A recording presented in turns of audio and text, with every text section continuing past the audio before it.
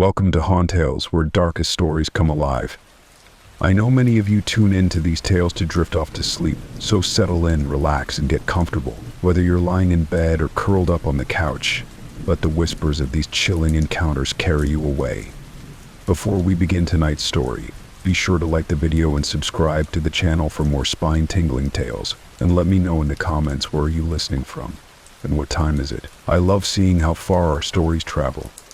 For the best experience, use your headphones, close your eyes, and let every word sink deep into your mind. Now we begin our stories for tonight. The Road to Nowhere. Jake was a 28-year-old graphic designer living in the bustling heart of Chicago, a city he had come to both love and loathe. He thrived on the creative energy that surged through the urban landscape, spending his days buried in projects for various clients, from trendy startups to established brands. The fast-paced lifestyle, however, often left him drained, a stark contrast to the serene memories of his childhood in Wistful Pines, where life had been simpler, and the days stretched out like the endless fields surrounding his family home. He had moved to the city right after college, eager to leave behind the sleepy small-town atmosphere that had cradled him during his formative years. The vibrant culture, diverse neighborhoods, and bustling nightlife of Chicago drew him in, making it easy to forget the deep-rooted connections he had left behind. As years slipped by, the phone calls home became less frequent, each conversation tinged with guilt as he navigated the demands of adulthood, feeling the distance between him and his family grow wider. The drive back to Wistful Pines was a long one, typically taking about 10 hours without traffic. Yet, as he prepared for the journey, Jake couldn't shake the sense that this time would be different. The route would take him through sprawling farmlands and dense forests, areas he had long since forgotten. As the sun began to set, he could almost envision the picturesque landscape of his youth. The sprawling fields of wildflowers, the tranquil streams that wound through the hills, and the warmth of home-cooked meals waiting at the end of the day. Despite the nostalgia pulling at him, Jake found comfort in the familiarity of the road. He remembered the gentle curves and dips that led into town, the way the sunlight filtered through the leaves of the towering oaks lining the highway was a route filled with childhood memories. Family trips, long summer afternoons spent exploring, and the laughter shared with friends. As he drove, he took solace in the thought of reconnecting with his parents, anticipating their warm smiles and hearty meal. The open road ahead stretched out like a welcoming embrace, a bridge between his bustling city life and the simpler joys of his youth. The evening sky deepened into a rich indigo, dotted with the first stars, each one a reminder of the home he was about to revisit. The car's engine hummed steadily as he drove, the rhythmic sound of comfort against the silence. Jake kept his eyes on the road, but as he ventured deeper into the countryside, a sense of unease settled in. The fading sunlight cast long shadows that stretched across the asphalt, distorting the familiar landscape into something unrecognizable. He recalled the last time he had made this journey, how every curve and hill felt like a reminder of his youth. Now each bend seemed to lead him further into the unknown. He made a brief stop at a rundown gas station, the flickering neon sign buzzing eerily in the dusk. The place felt abandoned, the empty parking lot littered with debris, and the air was thick with the scent of rust and old gasoline. As he filled up the tank, he couldn't shake the feeling that he was being watched. He glanced over his shoulder, half expecting to see someone lurking in the shadows, but only the wind rattled through the nearby trees, whispering secrets he didn't want to hear. Resuming his drive, the scenery shifted dramatically. The road narrowed, flanked by thick underbrush that seemed to close in around him. He passed by dilapidated barns and weathered fences, relics of a bygone era. Occasionally, a deer would dart across the road, its eyes wide and frightened, as if it too sensed the unsettling atmosphere. The further he traveled, the more the sun dipped below the horizon, leaving behind a palette of deep purples and inky blues that swallowed the remnants of light. As he continued along the winding road, the air grew thick with tension, a stillness settling in that felt almost oppressive. Jake switched on the interior lights, the faint glow illuminating the dashboard and casting eerie shadows across his face. He couldn't shake the sensation that he was entering a different world, one where time itself had no meaning. The trees lining the road loomed taller, their gnarled branches stretching out like skeletal fingers, while distant sounds of nocturnal creatures create a haunting symphony that echoed in the silence. Each passing moment felt more charged, as if the landscape itself was holding its breath, waiting for something to break the uneasy calm. Hours passed and the last remnants of daylight slipped away, leaving behind a hushed world cloaked in shadow. The trees flanking the road grew thicker, their trunks gnarled and twisted, creating a canopy that seemed to close in around him. The branches stretched outward like dark, clawing hands, brushing against the car as if trying to pull him into the depths of the forest. The air felt heavy, laden with the scent of damp earth and decaying leaves, evoking an unsettling sense of something long forgotten. The headlights flickered across the landscape, illuminating patches of wild underbrush that seemed to writhe in the gloom. Jake's heart skipped a beat as he spotted fleeting shapes darting between the trees, shadows flitting just out of reach. Was it just his imagination? Or were there eyes watching him from the darkness? A cold sweat broke out along his brow, but he forced himself to focus on the road ahead, each curve becoming more treacherous as the pavement buckled under the weight of the encroachment. As he drove deeper, remnants of the world he knew began to vanish. The occasional roadside mailbox now stood rusted and empty, letters long since taken by time. A dilapidated farmhouse appeared in the distance, its windows dark and lifeless, the roof sagging as if weary from years of neglect. Jake's gaze lingered for a moment, a flicker of curiosity mixed with unease. It was a stark reminder of the isolation surrounding him, a home once filled with warmth, now just a hollow shell. He checked his phone again, desperation creeping in as the screen displayed an unsettling message. No service. The sense of disconnect gnawed at him, amplifying the anxiety that had already begun to coil in his stomach. He thought of calling his parents, seeking the comfort of their voices, but the realization that he was utterly alone in this vast emptiness made him shudder. Every mile felt like a journey through a forgotten dream, where reality blurred with something far more sinister. A sick fog began to roll in, weaving through the trees like an ethereal shroud. It enveloped the car, obscuring the view beyond the headlights, transforming the familiar road into a surreal tunnel of uncertainty. Jake squinted, straining to see through the haze, but the world around him felt disorienting and vast, as if the landscape itself was shifting, hiding secrets he wasn't meant to uncover. The oppressive silence was punctuated only by the occasional rustle of leaves, a reminder that he was not truly alone. But in the midst of this unsettling atmosphere, he couldn't shake a growing sense of something looming just beyond his reach. The road began to twist and turn more sharply, each bend revealing glimpses of the unknown. It felt as if the very essence of the forest was alive, a sentient entity that observed him with a watchful eye. Shadows seemed to breathe, expanding and contracting with the pulse of his heart. Every instinct urged him to turn back, to escape the encroaching darkness. But something, curiosity, perhaps, kept him moving forward into the depths of the nightmarish landscape. As Jake rounded a bend, a flicker of movement caught his eye. A sudden, almost imperceptible shift in the shadows.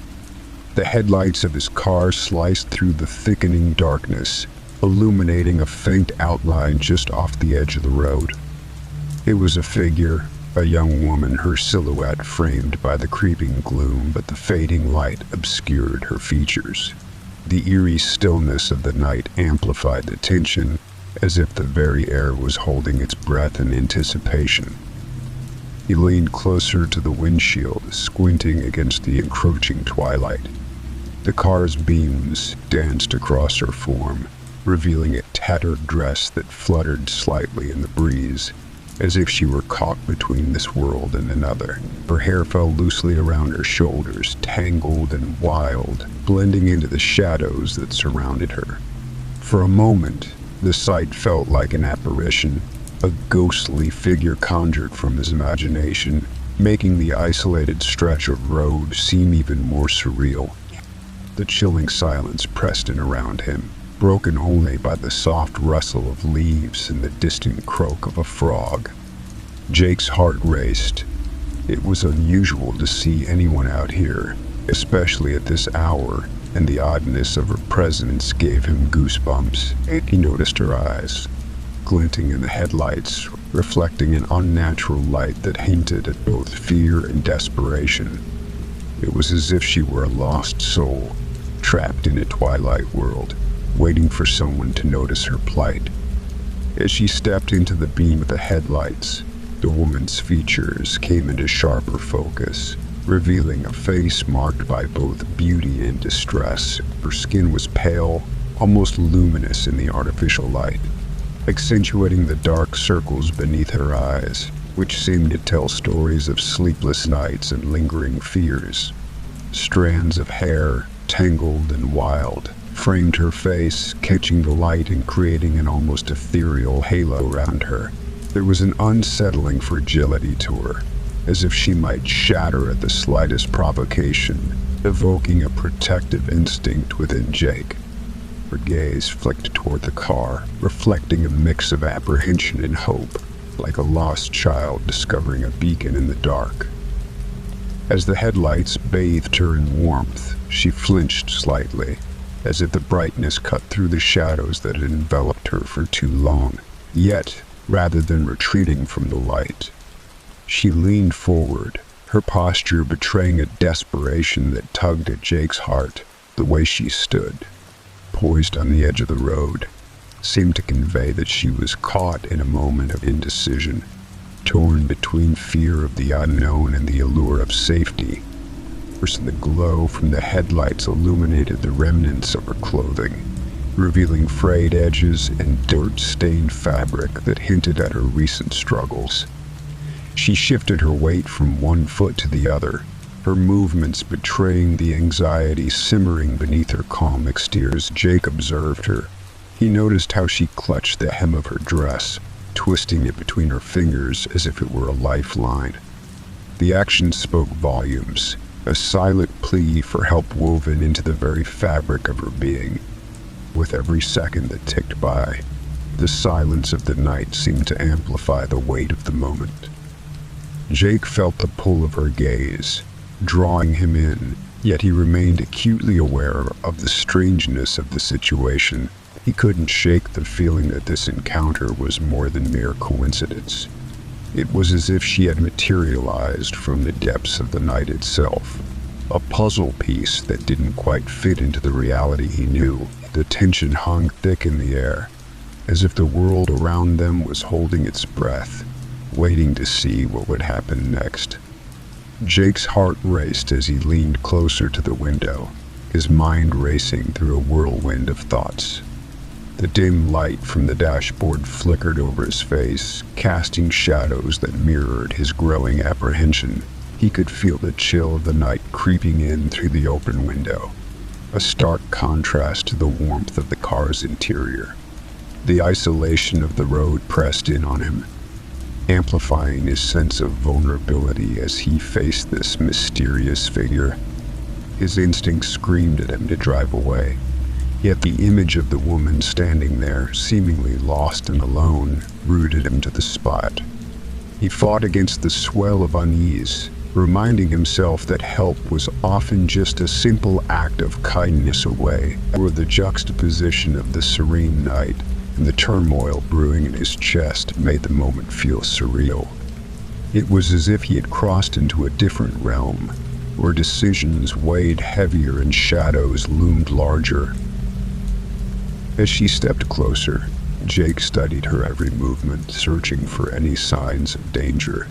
The way she moved was both cautious and urgent, like a deer caught in the headlights, ready to bolt at the slightest provocation. He felt a pang of empathy for her plight, recognizing a flicker of desperation in her eyes that mirrored the uncertainty brewing within him. With every passing second, the darkness behind her seemed to thicken, amplifying his concern about what might be lurking just out of sight. Despite his instincts urging caution, Jake felt an overwhelming surge of urgency. The weight of the situation pressed on him like a heavy fog, each second stretching out as he watched the woman inch closer, her presence somehow both pleading and disconcerting. "Do you want to ride?" he called out, his voice strained, the words tumbling out in a rush. He could sense the tension building in the air, as if the very night itself was holding its breath, waiting for a choice to be made. His heart raced faster, a drumbeat of anxiety that drowned out the quiet hum of the engine. Every instinct screamed at him that this was not a safe situation, yet he couldn't shake the nagging thought of leaving her alone in the darkness. The shadows seemed to pulse around them, and Jake could almost hear the whispers of the trees urging him to act. He leaned further out the window, desperation creeping into his tone. "Please, just get in." The urgency in his voice felt raw and exposed, a stark reminder of the isolation that surrounded them, amplifying his fears of what might happen if he didn't help her. The woman paused, her expression shifting as uncertainty flickered across her features. For a brief moment, the night felt charged with an unspoken tension, as if the very air held its breath in anticipation of her decision. Then she nodded, a small, almost imperceptible gesture that stirred something deep within him. Relief mixed with an unsettling sense of foreboding. As she opened the door and slid into the passenger seat, the atmosphere inside the car shifted dramatically. Jake felt a rush of cool air seep in, mingling with the warmth of the interior, creating an odd juxtaposition that mirrored the conflicting emotions surging through him. She settled into the seat with a quiet grace, yet there was a palpable tension in her movements, as if she were stepping into a space that both intrigued and terrified her. The door clicked shut, sealing them in a small, intimate environment that felt both safe and suffocating. "Thank you," she said, her voice trembling. Jake hesitated, a chill creeping down his spine. Something about her felt off, but the thought of leaving her there in the dark tugged at his conscience. The moment she settled in, he felt a wave of unease wash over him. "Thank you," she murmured, staring blankly ahead as if lost in thought. He couldn't shake the feeling that she was somehow wrong. The silence between them thickened, each heartbeat echoing louder than the last. Jake couldn't help but notice the way her hands fidgeted in her lap, twisting the frayed edges of her dress with anxious energy. He could smell the faint scent of damp earth and wildflowers lingering around her, a reminder of the untamed world outside. The interior lights cast a soft glow on her face, highlighting the shadows under her eyes that spoke of sleepless nights and lingering fears. He glanced sideways, studying her profile as she gazed out the window, her expression distant. Her lips parted slightly, as if she were on the verge of saying something, yet the words remained unspoken. There was a haunting beauty to her, a fragile elegance that evoked both sympathy and an instinctive caution within him. She seemed like a flickering candle, caught in a storm, and he felt an urge to protect her even as trepidation twisted in his gut. The engine hummed steadily, but the quiet felt oppressive, as if it were a living entity pressing in on them. Jake turned his attention back to the road, straining to shake off the unsettling sense that they were traversing an invisible boundary, one that separated safety from a darker unknown. He could feel her gaze lingering on him, a mix of apprehension and something deeper. Every passing moment heightened his awareness of the tension simmering beneath the surface, a silent acknowledgement that something significant had shifted in the night. The road stretched down endlessly before them, a ribbon of darkness and uncertainty, each mile drawing him deeper into the heart of a mystery he was only beginning to comprehend. As they drove on, Jake glanced at her, searching for some semblance of comfort in her presence. "Where are you headed?" he asked, his voice tentative, an attempt to bridge the growing chasm of silence between them. She turned her head slightly, her gaze still fixed out the window as if the darkness beyond held secrets only she could decipher. "I'm just trying to get home," she murmured, her tone barely above a whisper. "It's been a long night." Her words hung heavy in the air, a thread of shared weariness that felt more ominous than comforting. He nodded, but the weight of her reply pressed down on him. The road ahead twisted like a snake, a ribbon of asphalt swallowed by the shadows of towering trees that loomed ominously on either side. The headlights sliced through the darkness, illuminating fleeting glimpses of the underbrush that seemed to writhe and shift, as if alive with unseen forces. Jake felt an unsettling chill creep through the car despite the warmth of the interior. Each passing moment heightened his awareness of their isolation. The world outside felt both infinite and suffocating. The silence deepened, punctuated only by the rhythmic thrum of the tires against the pavement, a sound that began to take on a menacing quality in the thickening darkness. Jake shifted in his seat, stealing glances at her, searching for any sign of reassurance, yet her expression remained distant, a mask of calm that barely concealed the tension beneath. He could see the way her fingers fidgeted against her lap, twisting the hem of her dress in anxious patterns that mirrored the turmoil simmering in the pit of his stomach. "Have you been out here long?" Gordy ventured, desperate to break the suffocating quiet.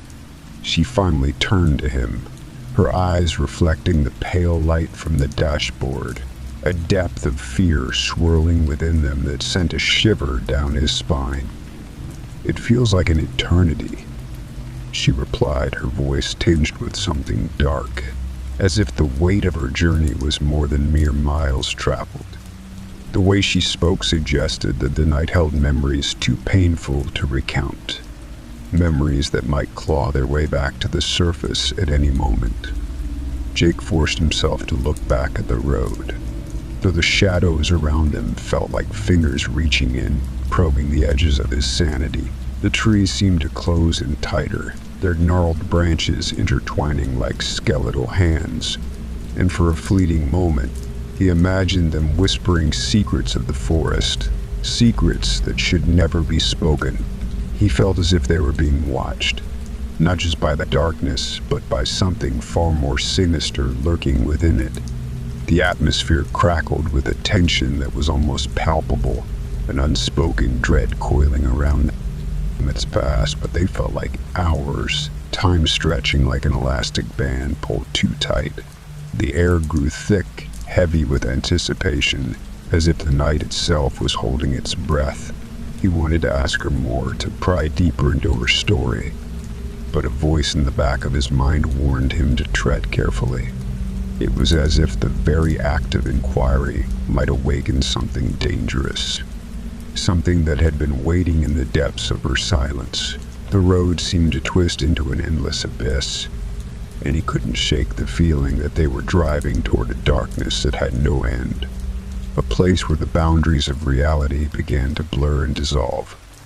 The woman's gaze never left the window, her features partially obscured by the shadows that danced around them. Jake felt a pang of concern.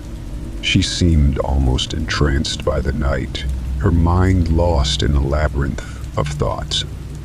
In that moment, he realized how fragile the connection between them was, like a fragile thread stretched taut against the weight of the unknown. With every passing second, the shadows deepened, and the sense of foreboding wrapped around him like a suffocating shroud, leaving him with an undeniable certainty. Something was waiting just beyond their reach, lurking in the dark, poised to reveal its true nature. As the road twisted ahead, the dense canopy of trees loomed closer, their branches intertwining like fingers clutching at the night sky. The headlights cut through the gloom, illuminating patches of gravel and the remnants of overgrown weeds that pressed against the roadside. Jake felt the weight of the darkness pressing in, and the solitude was unnerving. The woman beside him shifted, glancing nervously at the shadows that danced just beyond the reach of the headlights. A thick fog began to creep along the ground, rolling in like an ancient presence reclaiming the night. Jake's pulse quickened as the air grew cooler. He turned to the woman, but she was staring intently out the window, her brow furrowed in concentration. "Are you okay?" he asked, trying to mask his own rising anxiety.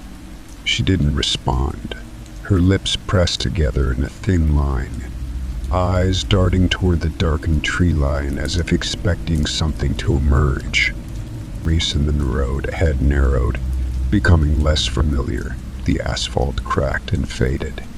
With each passing moment, the tension in the car mounted, wrapping around them like the fog swirling outside. "We should be getting close to Wistful Pines, right?" Percy ventured, but she remained silent, lost in her thoughts. The silence felt heavy, punctuated only by the rhythmic thud of his heartbeat echoing in his ears. Suddenly, the headlights flickered across something unusual up ahead. Jake squinted, the figure materializing from the shadows as they drew closer. It was a man, his gaunt frame almost spectral in the dim light. The sight sent a jolt of fear through Jake, a primal instinct urging him to turn around and flee. The man stood motionless in the center of the road, his limbs lank and frail, a ghostly specter against the night. "What the hell is he doing?" Jake muttered under his breath, feeling a mix of confusion and dread wash over him.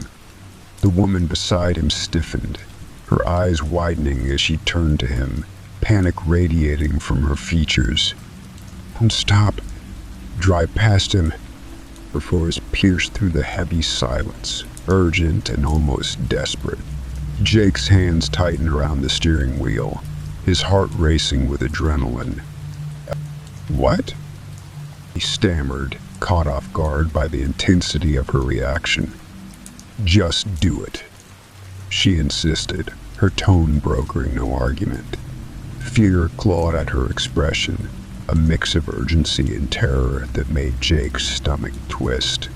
He could feel the tension crackling in the air between them, a shared understanding that something was very wrong. The man stood there, still as a statue, his hollow eyes locked onto them, reflecting a lifeless glimmer that sent chills down Jake's spine. With a jolt, he shifted into gear, foot pressing down on the gas pedal, the car lurching forward. As they sped past the man, Jake's gaze flicked to the rearview mirror. The man remained in the road, a spectral figure against the fading light, his gaunt face pale and expressionless, eyes vacant yet unblinking. For a moment, it felt as if time had suspended, the world narrowing to the frantic rhythm of Jake's heart.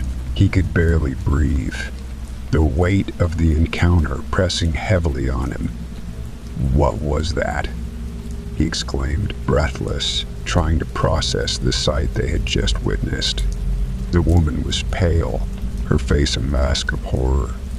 "We shouldn't have stopped," she whispered, her voice trembling. We can't go back.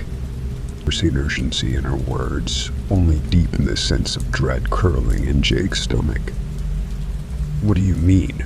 Who was that guy? He pressed, but she shook her head, her eyes darting to the side as if expecting the man to materialize in their rearview mirror. The air grew thick with unspoken fears, and Jake felt the shadows creeping closer, invading the sanctuary of the car. We just need to keep driving, he muttered, trying to reassure himself more than her. The weight of the darkness pressed against the windows, the trees stretching their gnarled branches like skeletal hands, reaching out to grasp them. Just then, a low growl emanated from the depths of the forest, an unsettling sound that sent a fresh wave of fear through him. Jake tightened his grip on the wheel, eyes flicking to the woman who was now staring wide-eyed out the window. What was that? He asked, his voice barely above a whisper. She turned to him, her face pale and trembling, the fight-or-flight instinct evident in her eyes. They're coming, she whispered, her voice shaking with terror. We need to get away from here. The urgency in her tone ignited something primal within Jake, a survival instinct that pushed him to accelerate, the engine roaring as he propelled them forward into the darkness. Yet as they drove on, a sense of being hunted wrapped around them, the shadows lengthening and stretching, taunting them with every turn of the road. Jake's mind raced, trying to comprehend what they had just encountered, but all he felt was the growing chill in the air and the frantic heartbeat of the night itself, a haunting reminder of the dangers lurking just out of sight. As they continued down the winding road, the shadows of the trees loomed larger, their gnarled branches reaching out like skeletal hands. The headlights sliced through the thickening fog, but the oppressive darkness seemed determined to reclaim the space around them. Each bend in the road felt like a descent into a deeper nightmare, amplifying the unease bubbling beneath Jake's skin. He stole glances at the woman, her expression a mask of fear that only intensified with every passing moment. It was as if she sensed something lurking just beyond the veil of night, something he couldn't yet see. Just then, the car's radio crackled to life, a ghostly voice filtering through static, recounting old local legends, tales of strange occurrences and missing persons. Jake felt a sudden chill as the words blurred into an incoherent whisper. He quickly turned it off, but the unsettling atmosphere lingered, wrapping around them like a shroud. The road dipped suddenly, and Jake felt the car lurch as they hit a small pothole, the tires protesting against the uneven asphalt.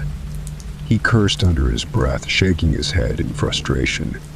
The last thing he needed was for the car to break down in the middle of nowhere. He could feel his anxiety bubbling to the surface, a tight knot forming in his stomach as he tried to maintain focus on the road. Every sound, the rustle of leaves, the distant call of a night creature, seemed magnified, echoing his own escalating drawl. Cold sweat began to bead on his forehead, and he wiped it away with a quick brush of his sleeve. Then, through the encroaching darkness, a flicker of light caught his eye, a fleeting glimmer reflecting off something metallic. Jake leaned forward, straining to see as they approached the source. His pulse quickened, the woman beside him stiffened, her fingers gripping the edge of her seat as the light solidified into a familiar shape. It was a signpost, weathered and aged, half hidden by the dense foliage, its surface mottled with age and neglect. The sight felt jarring, an interruption to the growing tension that wrapped around them like a vice. As they neared, he squinted to read the words etched into the sign. It's Blackwood Hollow 10 miles. Confusion washed over him, thick and heavy. This wasn't part of his planned route, and the woman's sharp intake of breath confirmed his suspicions. She turned to him, her expression shifting from fear to outright panic. No, we need to turn back. We can't go there. The urgency in her voice held an edge of desperation that sent alarm bells ringing in Jake's mind. He was about to question her further when a low, rumbling growl echoed from the trees, causing his heart to leap into his throat. Why not? He pressed, irritation mingling with unease. It felt absurd to be having this argument while they were clearly lost in a place that felt increasingly hostile. Her eyes darted to the dark forest enveloping them, then back to him, as if weighing her words carefully. There are things in Blackwood Hollow, things that shouldn't be disturbed.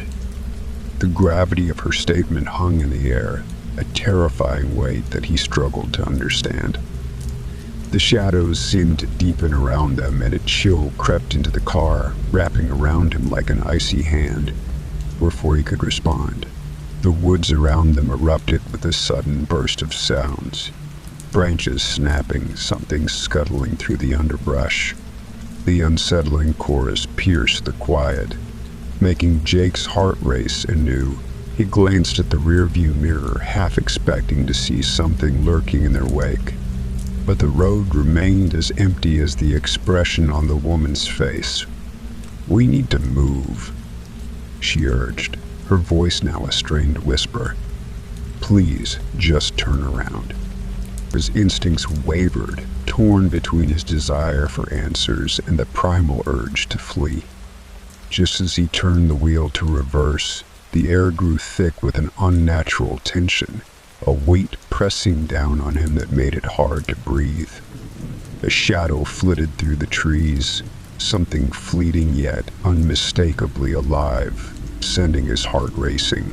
The headlights flickered, casting eerie silhouettes that danced menacingly across the road. "Let's just get out of here," he exclaimed, adrenaline surging through his veins. The woman nodded, eyes wide and glistening with unshed tears. But as he shifted into reverse, he couldn't shake the feeling that they were already too deep into the unknown, that whatever hunted them had been waiting for this very moment. "Jake, please," she cried, her voice trembling, pulling him back from the edge of his thoughts. He could feel the weight of her fear, a force that tightened his throat.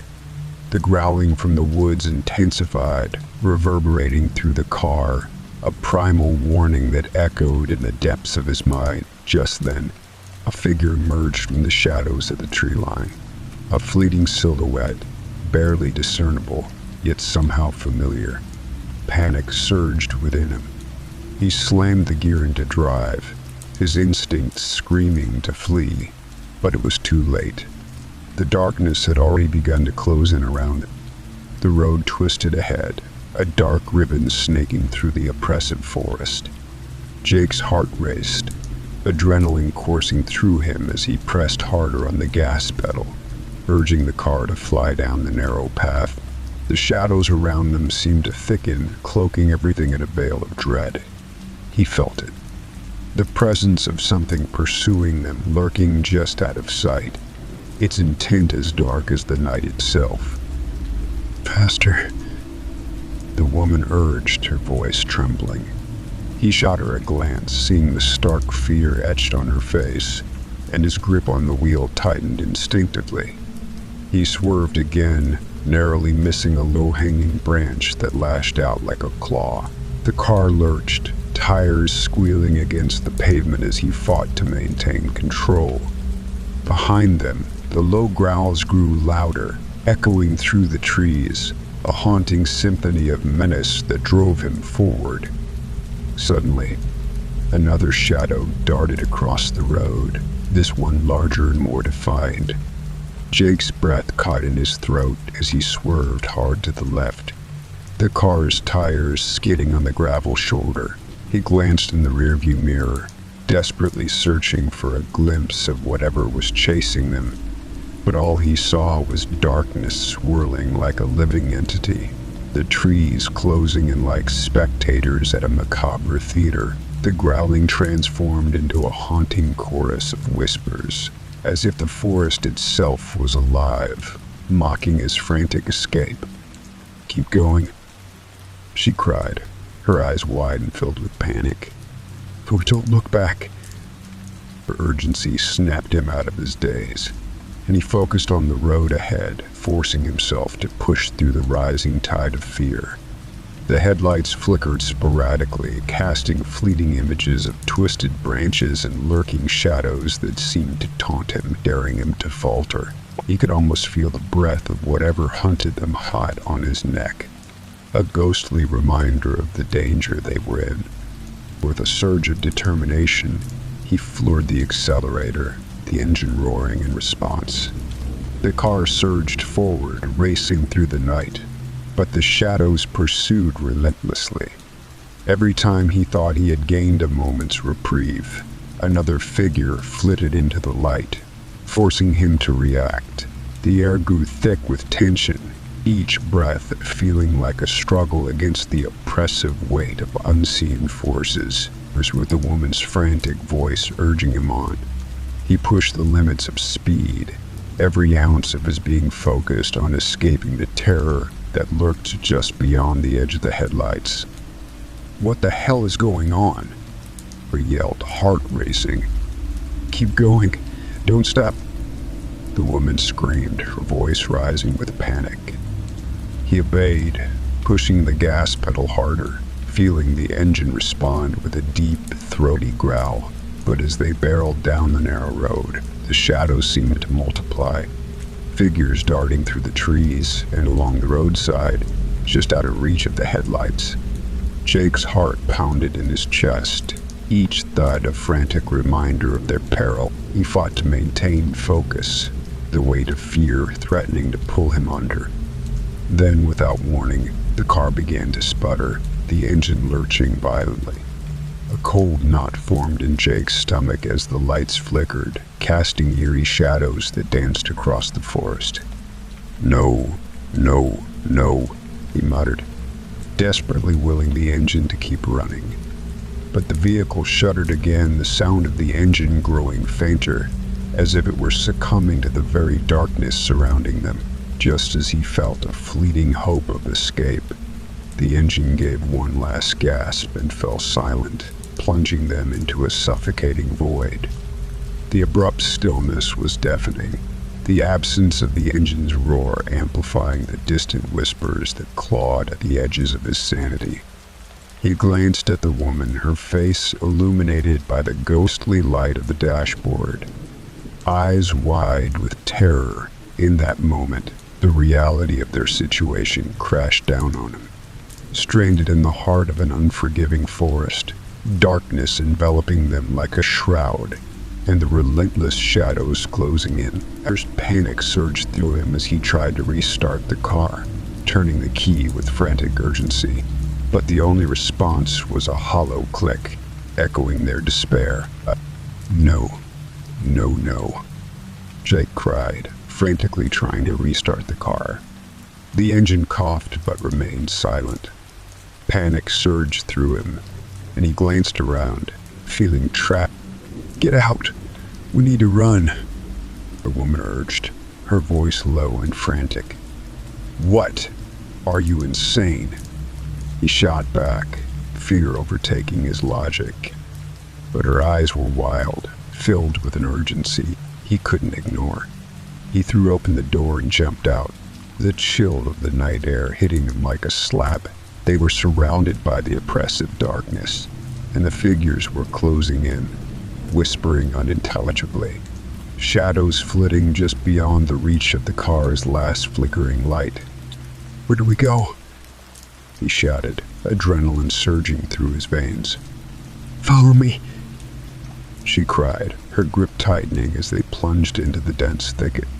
Branches lashed at them like clawed hands, tearing at their clothes as they navigated the maze of darkness. The cacophony of growls and unsettling whispers grew louder behind them, a mix of guttural sounds that clawed at his sanity. Jake's heart raced as he stumbled over roots and rocks, the woman guiding him with an urgency that felt primal. Suddenly, a figure burst from the shadows. A man with wild eyes, his mouth twisted into a grin that sent a chill through Jake.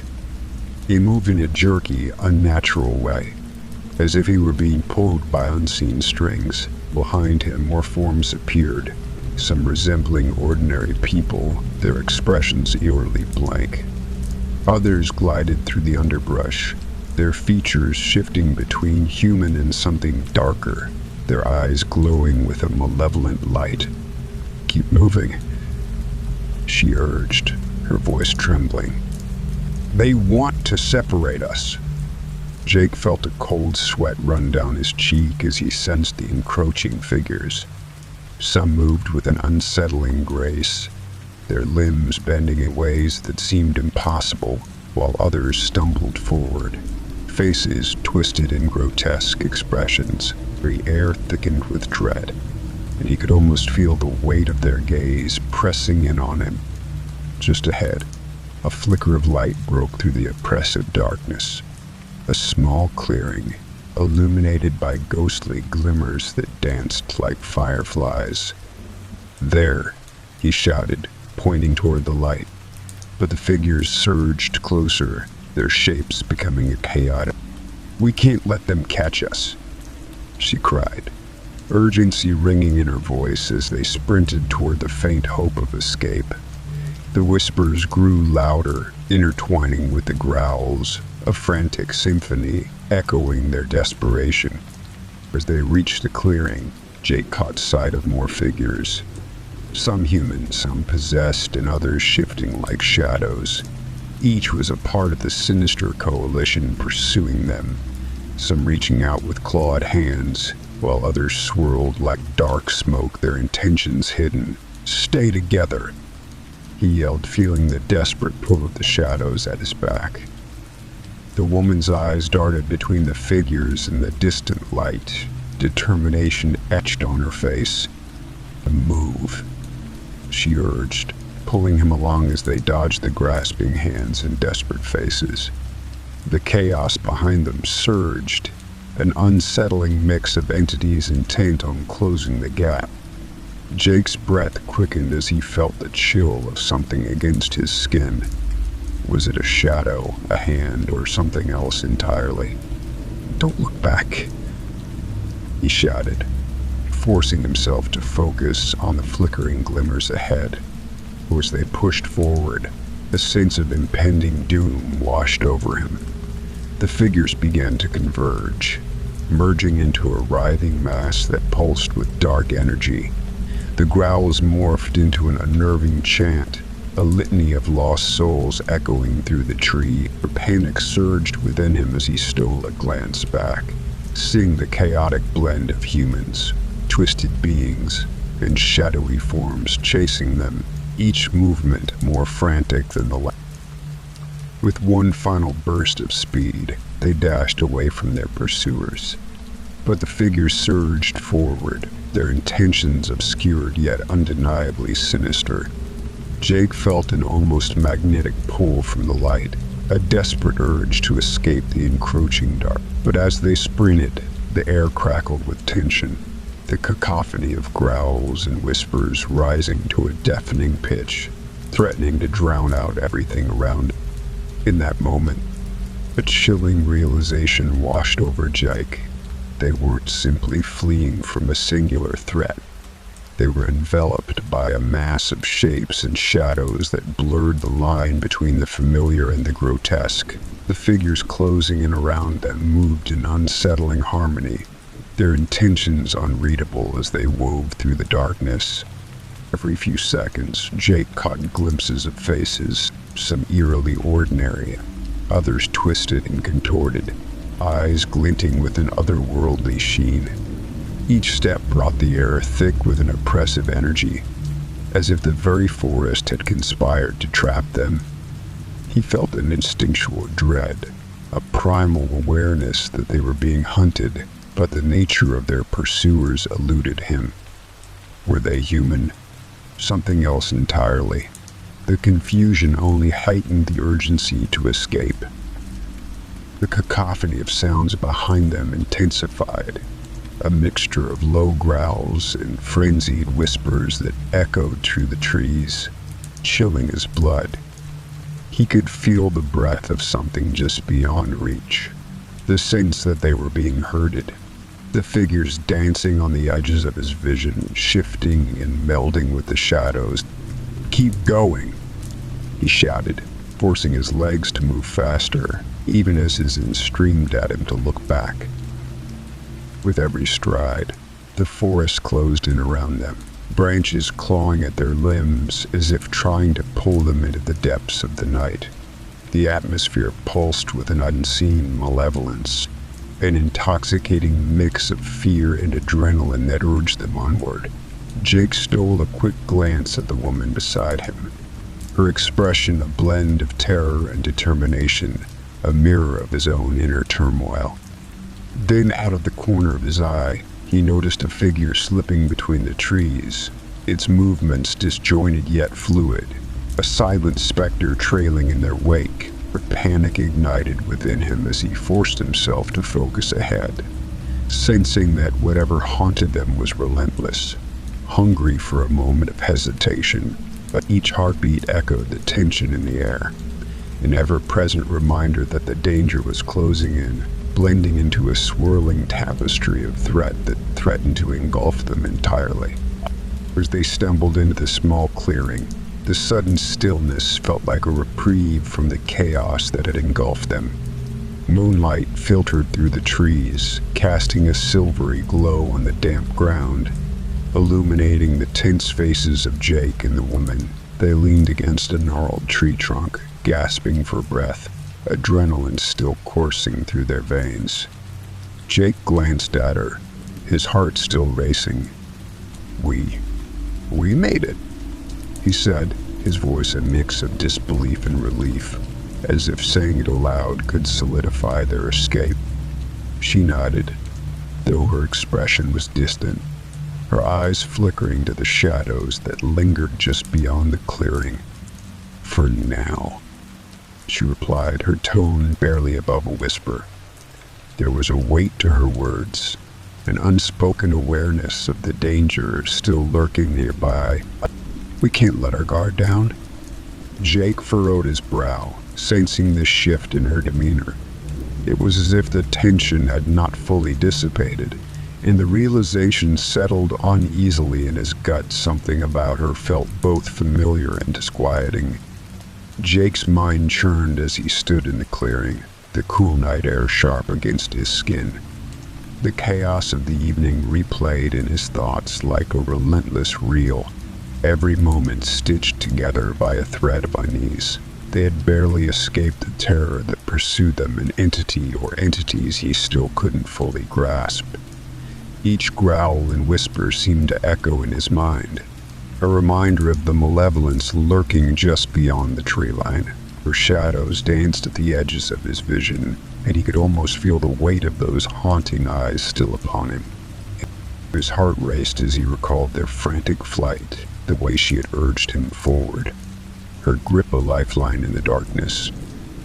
Yet now that they had a moment of respite, a nagging doubt began to worm its way into his thoughts. He glanced at her, the woman whose name he still didn't know, and an unsettling sensation unfurled in his chest. Something about her felt off, as if the very air around them shifted whenever she spoke. Had he misread her all along? The fear that had propelled him forward now morphed into a disquieting curiosity about who she really was. Jake's gaze fell to the ground, where fallen leaves rustled underfoot, a stark contrast to the dread lingering in the air. Memories flooded his mind, her quickened breaths, the way she had steered him through the darkness, how her voice had held an almost magnetic pull, how he thought about it, the more the question looms. How had he allowed himself to become so deeply enmeshed in her presence without truly knowing her? The shadows of the forest whispered around them, amplifying his sense of isolation. He felt unmoored, adrift in a storm of uncertainty. Finally unable to suppress the nagging thought any longer, he turned to her, a mix of urgency and confusion bubbling to the surface. "How do you know my name?" The question burst forth, laden with implications. The words hung in the air, heavy with tension, and he realized with a jolt that he had never introduced himself. It was a revelation that twisted his gut, a disconcerting reminder of his vulnerability. How could she have known him so intimately when he was still grasping for answers himself? Or had she been watching him before tonight? The thought sent his heart racing. There were too many unanswered questions, too many pieces missing from the puzzle. Each step they took had felt like a dance orchestrated by forces he couldn't comprehend. The notion twisted in his gut, morphing fear into something sharper, a sense of vulnerability. How had he allowed himself to become entangled in her web? A slow smile curled on her lips, but it didn't reach her eyes. "I've been waiting for you," she said, her voice smooth and low. "And from the moment I sensed your presence, I knew you were different." "Different?" he echoed, unease settling in his stomach. "My name is Lara," she said, leaning closer, her voice dropping to a conspiratorial whisper. "This place is steeped in shadows and secrets, far older than you can imagine. The souls that wander these woods, many of them weren't always lost. They become something else, transformed by forces that thrive on their fear. I've learned to navigate this dark, or to draw from the remnants of what they once were. It's a power that's intoxicating, a bond that ties me to the very essence of this place." She smiled, an unsettling glint in her eyes, leaving Jake with an uneasy sense of what that might entail. A chill shot through Jake as her words sank in. "You're saying you're the one behind this?" "Yes," she replied, her eyes glinting with something predatory. "Each time I lure someone into the shadows, I forge a link to those who have succumbed before. They inhabit the darkness, waiting for a chance to reclaim the living. The ones you saw chasing us, they were once like you. Curious, unsuspecting. Fear gnaws at their sanity, transforming them into instruments of my will, hungry for the next soul to ensnare." Her voice took on a hypnotic cadence as she continued. "You see, it's a cycle, an unending dance of despair. The more I gather, the stronger I become, and the more they yearn for companionship in their torment. They whisper secrets in the night, echoing the pain of their transformation. In time, I hoped you would join them, but now." She paused, letting the implication hang in the air, a promise of dark possibility that both intrigued and horrified him. The ground seemed to shift beneath him, a sense of betrayal flooding his senses. "You're not just trying to escape. You wanted to trap me, too." Lara stepped closer, her voice smooth as silk. "I did at first, but then I saw your potential, Jake. You're not just another victim. You could help me gather more souls, strengthen our bond with this darkness. Together, we could wield a power that no one could resist." "Why would I want to do that?" He shot back, anger bubbling within him. "You're manipulating me." "Manipulation is merely a means to an end," she said, her smile darkening. "This forest holds secrets that many have forgotten, whispered truths buried beneath layers of time. I came across ancient texts hidden among the roots of these trees, amidst of a time when the land was revered for its power. Those writings revealed how to channel the despair of the lost souls who wander here, how to weave their fear into something that could bolster my own strength." Laura leaned in closer, her eyes gleaming with fervor. "Each soul line snare adds to my power, forging a connection that binds them to me. They become vessels, twisted reflections of what they once were, driven by the shadows that now inhabit them. The entities you saw pursuing us, they were innocent at first, much like before they succumbed to the darkness.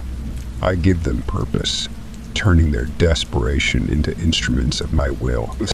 She straightened, an intensity radiating from her. "It's a dance of shadows, a cycle that sustains me. I've watched as the forest becomes a breeding ground for fear, a sanctuary for those who seek power but are too weak to grasp it. With every victim drawn into my web, I gain deeper insight into the energies at play, allowing me to manipulate the very essence of this place. Lara's expression shifted, a mix of longing and ambition. But you, Jake, you have something special. You're not like the others. With the knowledge I possess, you could rise above mere survival. Together, we could harness the forces that flow through these woods and reign over the darkness. Loneliness consumes me here. It's been too long since I've shared this purpose with you. It wouldn't just be about domination. It could be an empire of shadows, a legacy of our own making. Jake's heart raced, a mix of fear and revulsion. You want companionship in your twisted game. Companionship, perhaps. But think about it.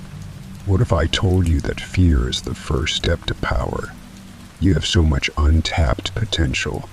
I could show you how to wield it. You wouldn't have to face this alone. As shadows began to creep back into the clearing, Jake felt the weight of her words pressing down on him.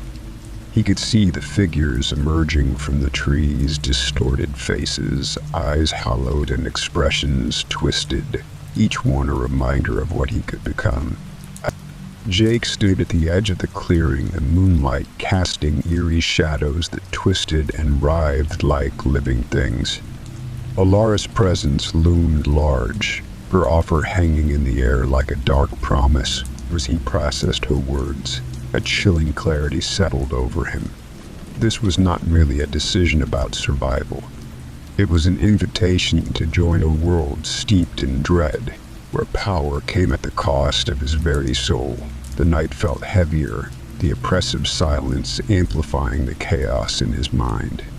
He thought of the figures that had pursued them once innocent, now grotesque reflections of despair. They were victims of a force he could either join or fight against. The path ahead shimmered with the allure of strength and dominion, but it was also laced with a treacherous darkness that threatened to consume him whole. As he met Alara's gaze, a predatory glint flickered in her eyes, and he felt an unsettling kinship with her. They were both survivors in a world where the weak faltered and perished. She had once been lost too, but she had found a way to transcend that. Jake could almost feel the weight of the knowledge she had acquired, a darkness that promised power, but came with unspoken chains.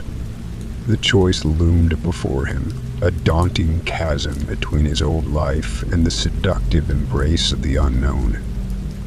Alara stepped closer, her breath warm against his skin, and whispered of the possibilities that awaited them. For together we could rise above it all. You could wield power beyond imagination, no longer just a pawn in the game of life. The seductive pull was great, the offer resonating deep within him, calling forth his deepest desires. In that moment, Jake made his choice. He reached for the darkness, feeling its cold tendrils wrap around his heart, a shiver of exhilaration coursing through him. As he nodded, acceptance solidified in his mind, the weight of his decision heavy yet liberating. The shadows danced closer, and he knew he had crossed a threshold. He was no longer just a terrified runner. He was a willing participant in a dark dance, stepping closer to the abyss that beckoned him. The weight of his choice settled heavily on his shoulders, a duality of dread and exhilaration igniting within him. Alara's expression morphed into one of dark triumph, a reflection of the countless others who had succumbed to this very allure.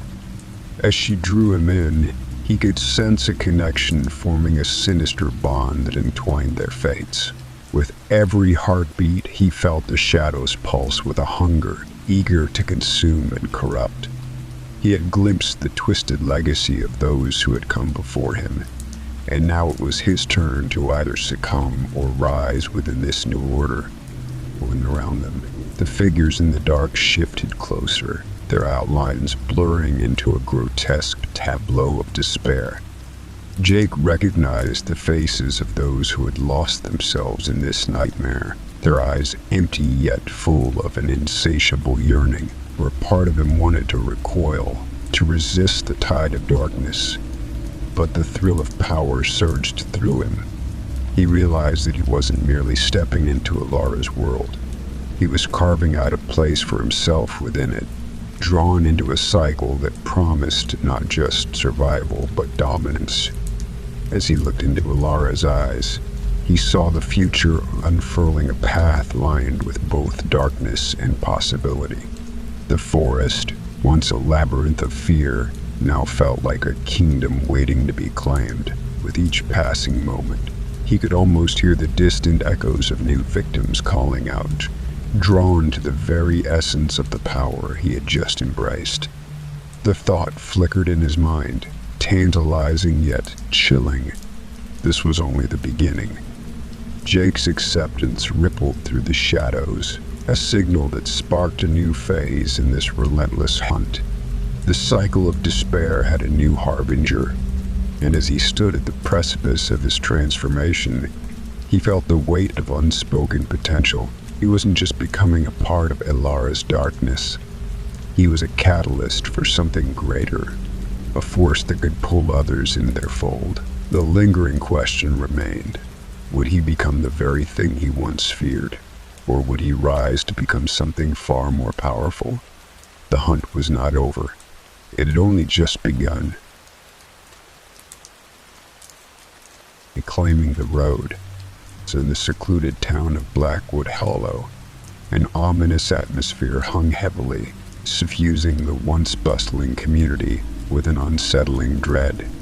Nestled against the backdrop of an ancient forest, the town had become a focal point for whispered tales of the What began as an occasional disappearance had escalated into a chilling pattern, leaving families shattered and friends searching in vain for loved ones who seemed to dissolve into thin air. Initially, locals dismissed the occasional missing person as bad luck or the recklessness of youth. However, in recent months, the fabric of the community unraveled as reports surged. Each week brought news of another neighbor or friend who had wandered into the woods and never returned. The very trees that once offered solace now loomed ominously, shrouded in an air of malevolence that sent shivers down spines. Among the townsfolk, a new narrative took shape. Stories of a woman haunting the forest, her allure drawing people into the darkness.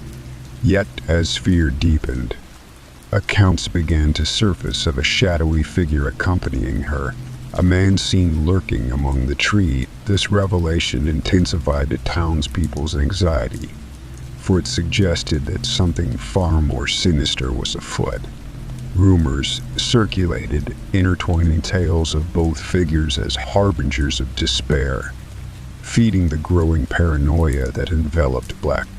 As the disappearances multiplied, the once vibrant town transformed into a landscape of fear and mistrust. Neighbors exchanged worried glances, and the comforting sounds of laughter faded, replaced by hushed conversations and furtive glances toward their families barricaded their homes at night, driven by a primal instinct to protect themselves from the unseen threat that seemed to creep ever closer. In the heart of the town, the local sheriff found himself besieged by mounting reports and frantic pleas for help. Each missing poster plastered around the square became a haunting reminder of the growing tragedy, with anguished faces staring back at the community. The sheriff, grappling with feelings of helplessness, began to sift through the mounting evidence, trying to discern patterns amid the chaos. Yet, the truth remained elusive, obscured by fear and uncertainty. As the nights lengthened, the once inviting forest transformed into a labyrinth of shadows, echoing with the voices of those who had vanished. The townsfolk, gripped by a sense of impending doom, found solace only in their shared dread. Small gatherings formed, where individuals recounted their experiences, piecing together fragments of encounters with the elusive figures said to dwell in the depths of the woods.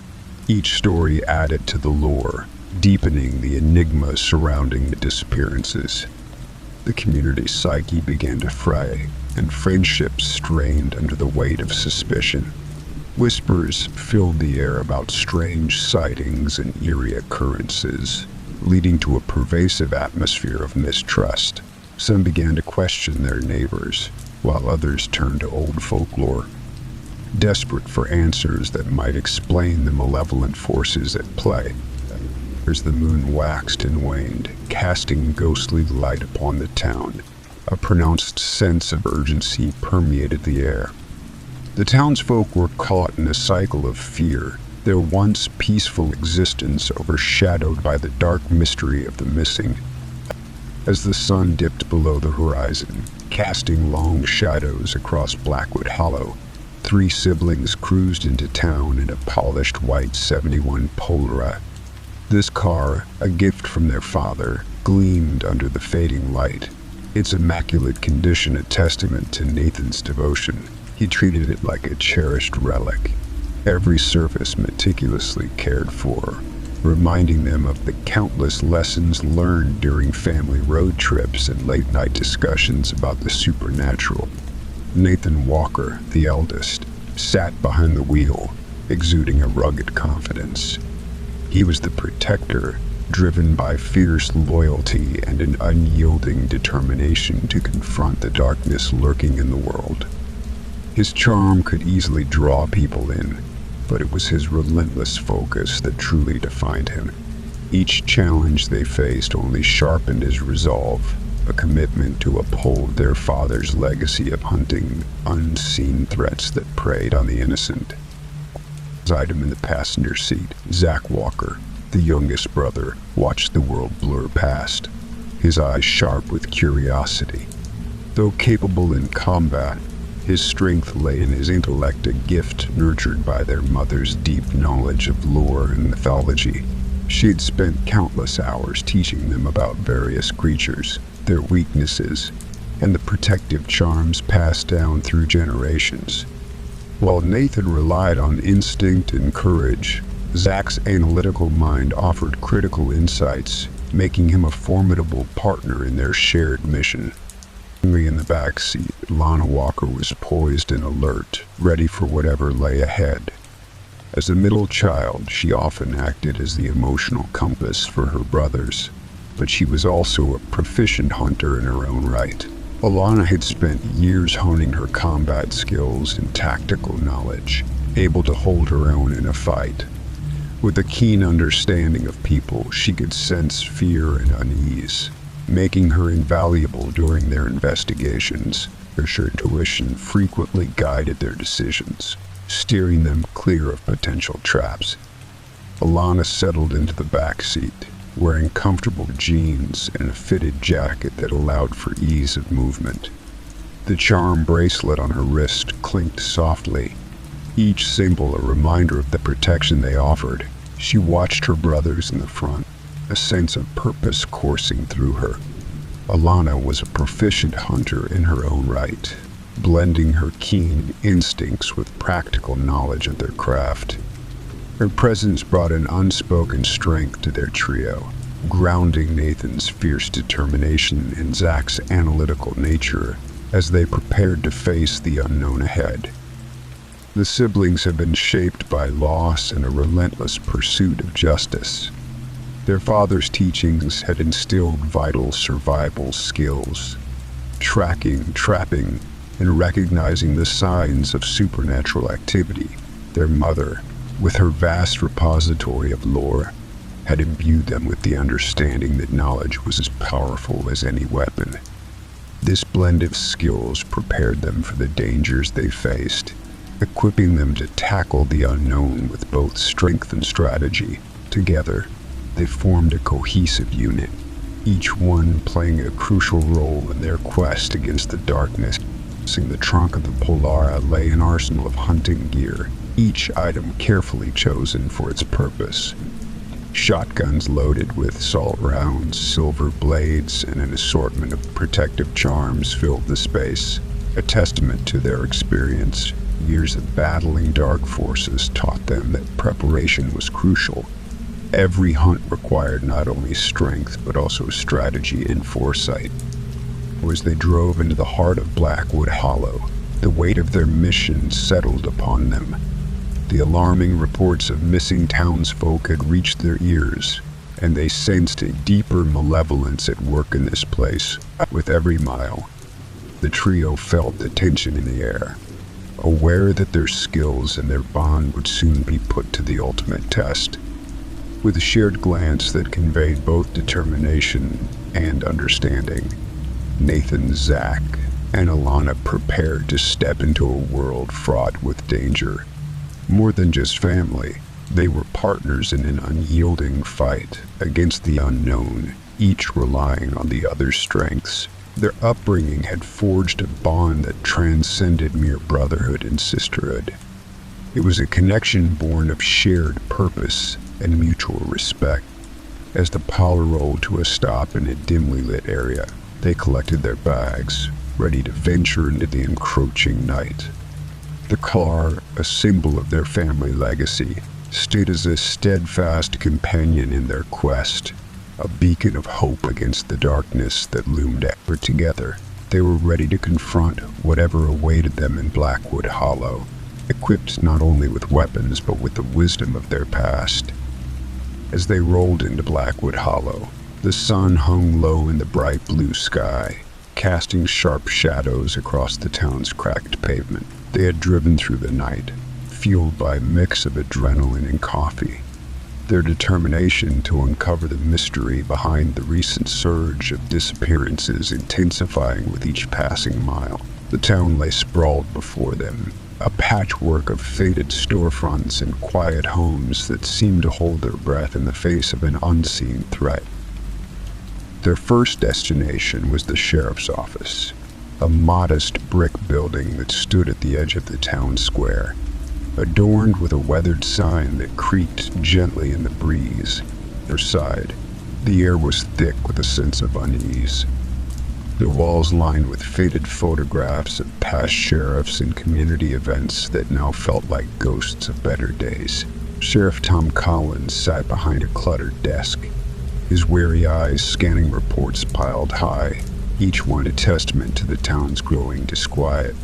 The faint hum of a flickering overhead light accompanied the sporadic sound of phones ringing, punctuating the tension that hung in. Nathan and Zach flashed their fake FIEs as they approached, a strategy honed from years of navigating the fringes of the supernatural underworld. Their father had taught them the importance of blending in and adopting authority when investigating strange occurrences, and those lessons had become second nature. Collins scrutinized the badges, skepticism etched on his features, a mix of curiosity and wariness evident in his posture. The brothers sensed the sheriff's hesitance. He had likely encountered his fair share of outsiders claiming to have answers. While Nathan and Zach engaged Collins, Alana moved towards the other staff at the police station. She understood the value of gathering information from multiple sources, knowing that every perspective could reveal crucial insights. Approachable demeanor and keen listening skills allowed her to connect with the officers, drawing out details that might slip past the wary sheriff. The sheriff scrutinized Nathan and Zach, skepticism etched across his weary face. He glanced between their youthful appearances and the seriousness of the case, clearly unconvinced. The cluttered office around him mirrored the chaos enveloping Blackwood Hollow, where shadows of despair seemed to linger just out of sight. Sunlight filtered through the window, illuminating a desk strewn with case files, photographs of missing persons, and the faint outline of coffee rings, each an echo of the late nights spent trying to piece together the town's unraveling mystery. Nathan felt the weight of the sheriff's gaze as he spoke, attempting to project confidence. "We're here to help," he asserted, though the words sounded more like a challenge in the suffocating atmosphere. The sheriff leaned back in his chair, arms crossed, taking his time to assess them. The tension in the air was thick, almost tangible, and Nathan could sense the sheriff's doubts, his youthful appearance a stark contrast to the seriousness of the situation. Zach, feeling the pressure mount, discreetly exchanged a glance with his brother. They needed to establish their credibility fast.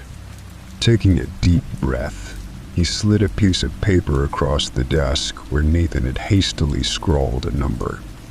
"This is our supervisor. You can call him," Zach stated, trying to infuse as much assurance into his voice as possible, even as his stomach churned with nerves. The sheriff raised an eyebrow, his skepticism noticeable. He picked up the paper and scrutinized it before pulling out his phone, the device buzzing in the silence as he dialed the number. Each ring felt like an eternity as Nathan and Zach stood rigid, the outcome of their ruse resting on the other end of the line. The sheriff's expression remained inscrutable, an unyielding mask that revealed nothing as he conversed with their accomplice. The brothers exchanged anxious glances, knowing all too well how precarious their position was. After a brief conversation, he hung up, leaning back with a mixture of irritation and reluctant acceptance. "Well, it checks out," he muttered, though a hint of disbelief lingered in his voice. Nathan and Zach exchanged quick, relieved glances, aware that their supervisor was merely a friend playing along to help them out. Despite this small victory, the sheriff's lingering distrust emphasized the gravity of the situation they were about to face. Collins's expression reflected a blend of fatigue and frustration, revealing the toll the recent spate of disappearances had taken on him. "I don't have much to offer you," he began, his voice heavy with the burden of responsibility. He described how what started as an occasional missing person report had escalated into a distressing trend. It felt as though the town was losing someone every other day. His gaze drifted to the window, betraying a deep-seated worry, as if he expected to see someone vanish into thin air at any moment. The sheriff recounted how the initial cases had led them to believe it was simply a series of unfortunate events, but a more sinister pattern had emerged. Reports had begun to surface not just of locals who wandered into the woods and never returned, but also of visitors who had been last seen heading toward Blackwood Hollow. These tales underscored a growing unease among townsfolk who had once welcomed newcomers, but now eyed strangers with suspicion. Families were frantically searching for their loved ones, and the sheriff felt the weight of helplessness pressing down on him. The missing persons reports painted a grim picture of Blackwood Hollow. Just last month, a young couple from out of town had planned a weekend hiking trip, their excitement palpable in the community. They never returned, and it was their worried families who had come seeking answers. Flooding the sheriff's office with calls filled with anxiety, friends had reported seeing them near the trailhead, laughing and taking photographs, blissfully unaware of the shadows that lurked just beyond their view. Another case involved a local teacher, beloved by her students and respected by her peers. She'd been taking her usual morning run along a well-trodden path, but when her absence lingered beyond the noon hour, concerned colleagues had reported her missing. The small community had mobilized quickly, organizing search parties that combed through the woods. Yet all they found were echoes of her last steps, shoes abandoned at the trail's edge, a water bottle left behind, but no trace of her. As the weeks turned into a harrowing spiral of disappearances, a pattern began to emerge. The sheriff noticed that many of the missing had been drawn to the same area of the forest, a secluded section that seemed to have an almost magnetic pull, Locals whispered of strange lights flickering among the trees and eerie sounds that drifted through the night air. But those who ventured too close rarely returned to recount their experiences. The growing list of names haunted Collins, each face a reminder of the lives interrupted by a darkness that remained elusive. Then came the most alarming incident, yet a party bus filled with college students celebrating a friend's birthday had vanished without a trace.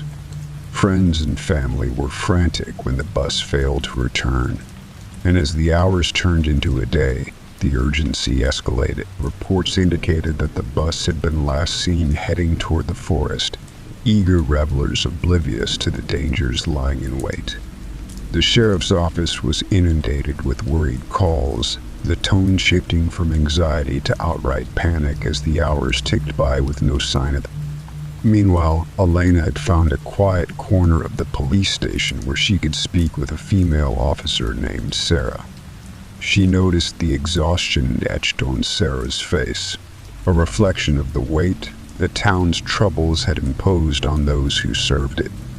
"You've been dealing with this for a while now, haven't you?" Alana asked, her tone gentle yet probing. Sarah nodded, grateful for the chance to share her thoughts. "It's heartbreaking," she admitted, glancing around to ensure they were out of earshot. "Every day, families come in asking about their loved ones. We've had so many search parties, but every time, it feels like we're just chasing shadows." Alana listened intently to Sarah, her expression reflecting empathy and concern. "Have there been any unusual sightings or events that might connect these disappearances? Anything strange that might not seem important?"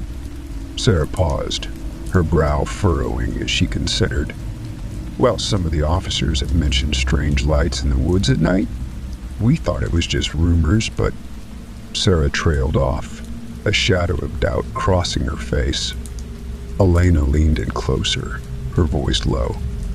"It seems like the missing are all drawn to the same area of the woods," she suggested, sensing an opportunity to glean more information. "Do you think there's something about that place that calls to them?" Sarah hesitated, glancing down as if weighing her words carefully. "I don't know, but the woods, they have a way of luring people in. It's like they're alive.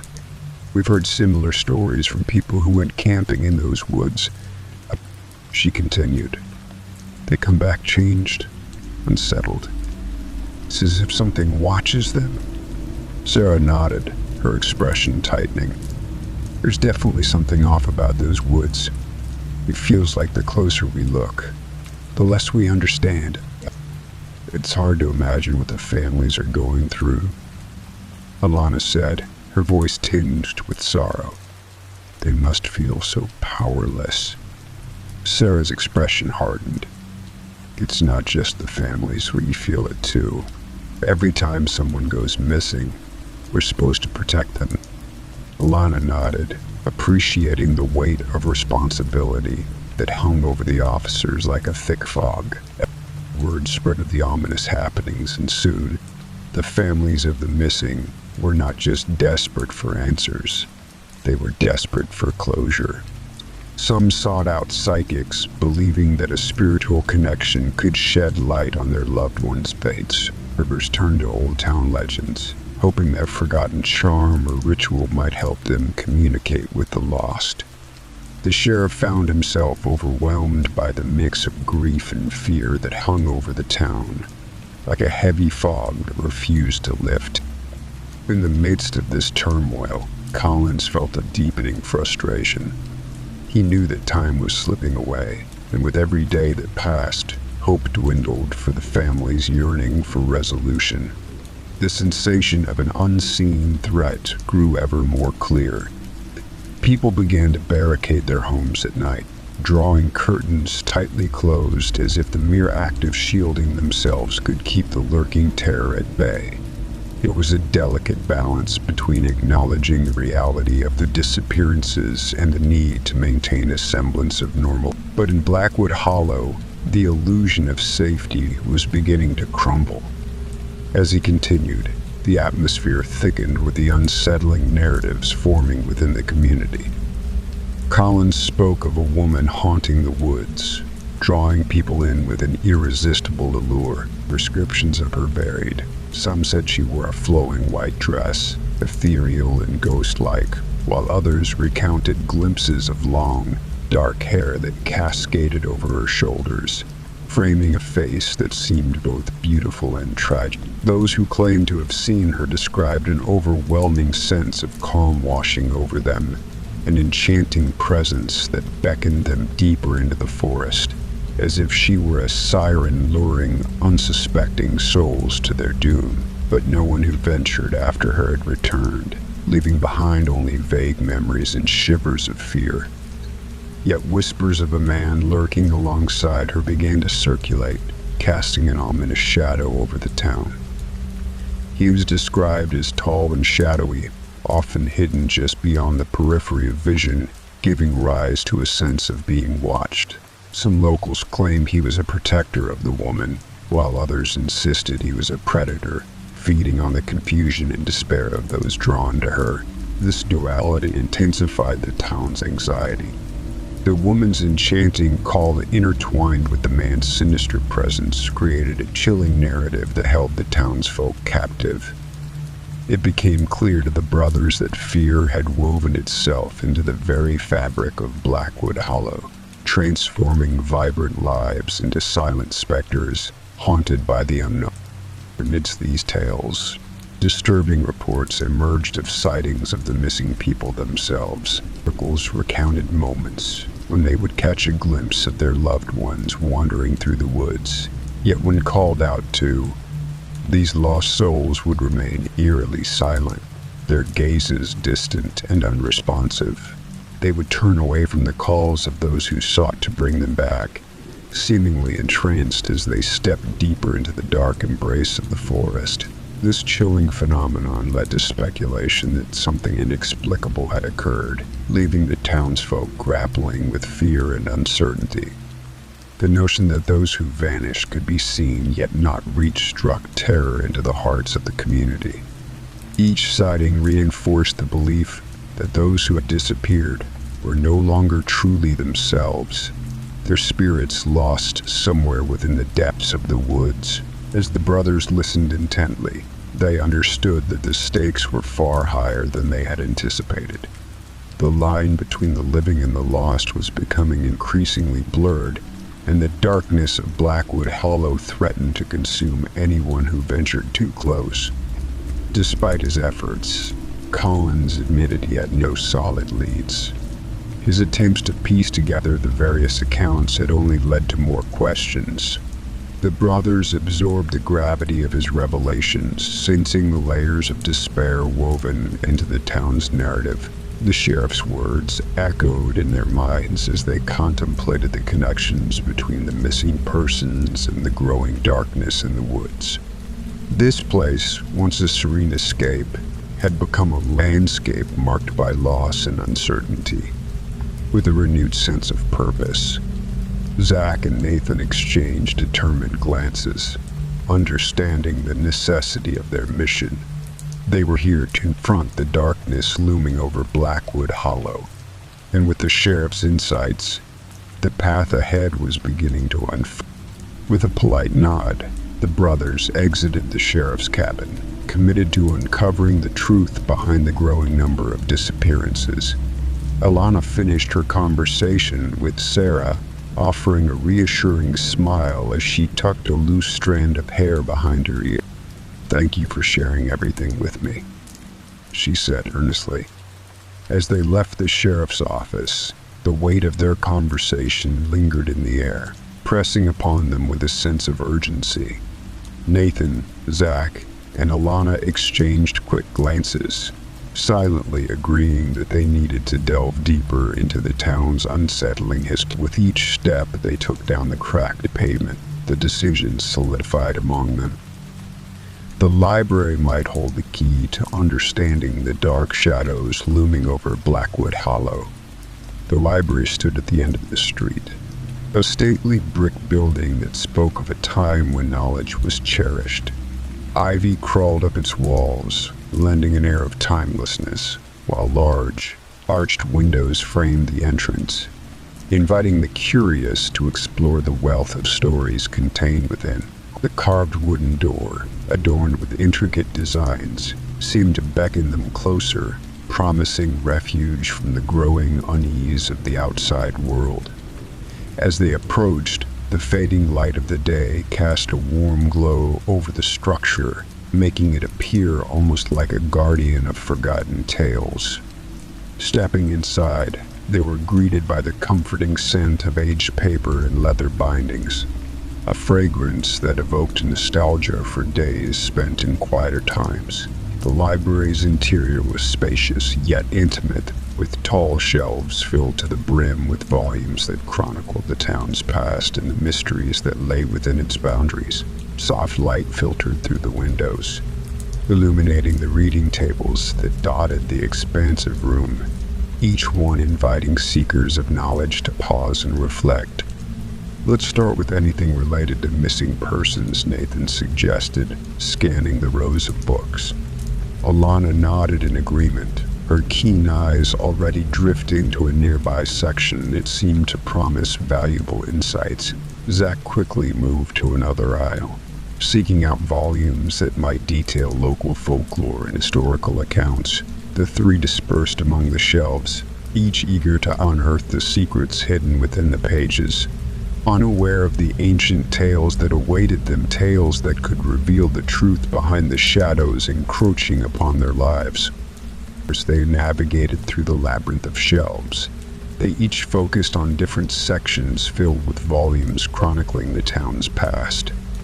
Alana pulled a thick book off the shelf, its cover worn and faded, and opened it carefully, the musty scent of aged paper filling the air. Nathan flipped through a stack of old newspapers, searching for patterns in the missing persons reports, while Zach skimmed a history book on the town's founding.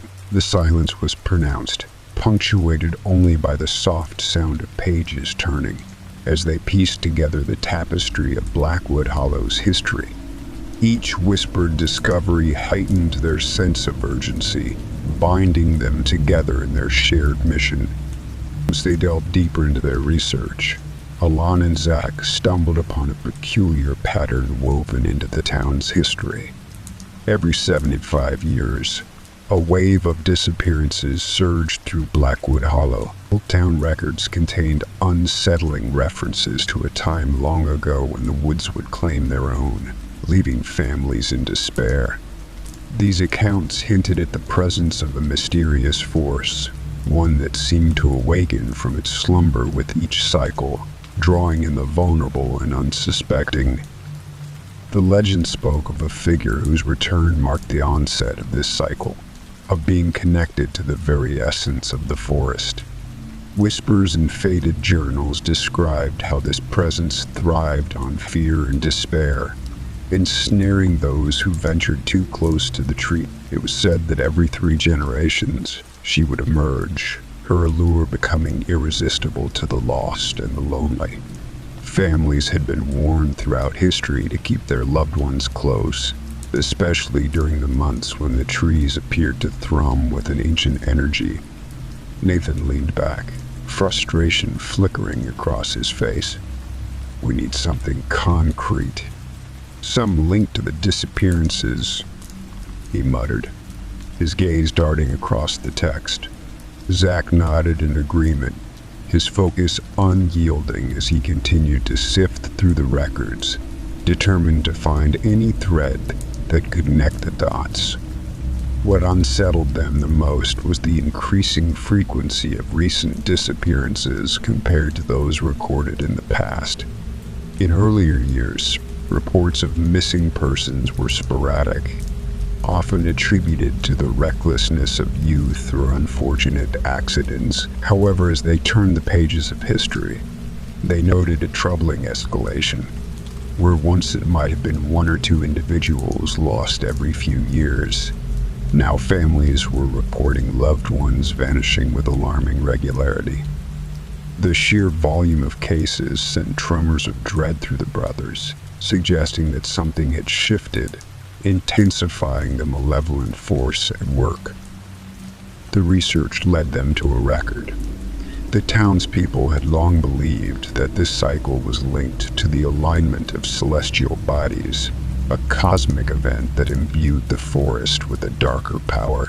Every 75 years, during specific lunar phases, the boundary between the living and the lost thinned, allowing the mysterious force to extend its reach. The lore warned that those who wandered into the woods during these times often found themselves drawn deeper into the shadows, unable to resist the pull of a force that promised solace but delivered only despair. Among the yellowed pages, they found references to rituals that had been performed by the town's founders, ceremonies intended to appease the spirit believed to dwell within the forest.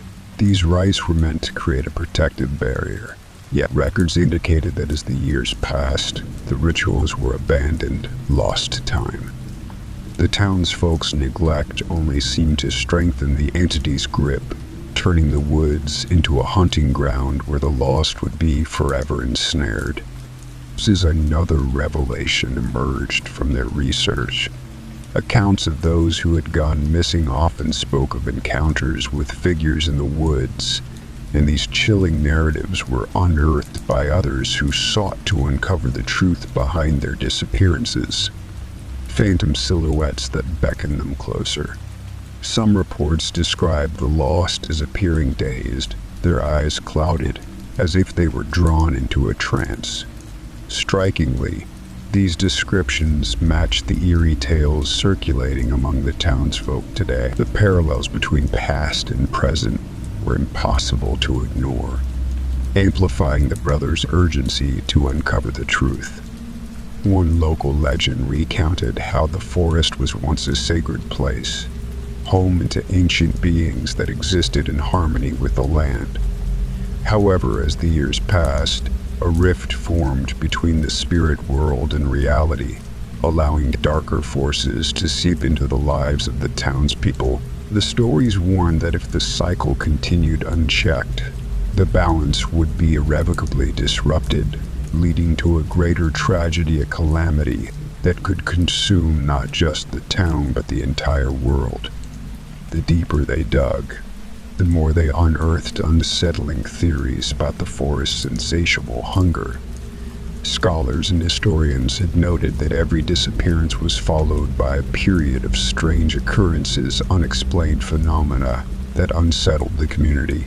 These events were often dismissed as mere coincidence, but the brothers sensed a sinister connection, a pattern that suggested a deliberate, malicious design. As they pieced together the fragmented history, a sense of urgency washed over them.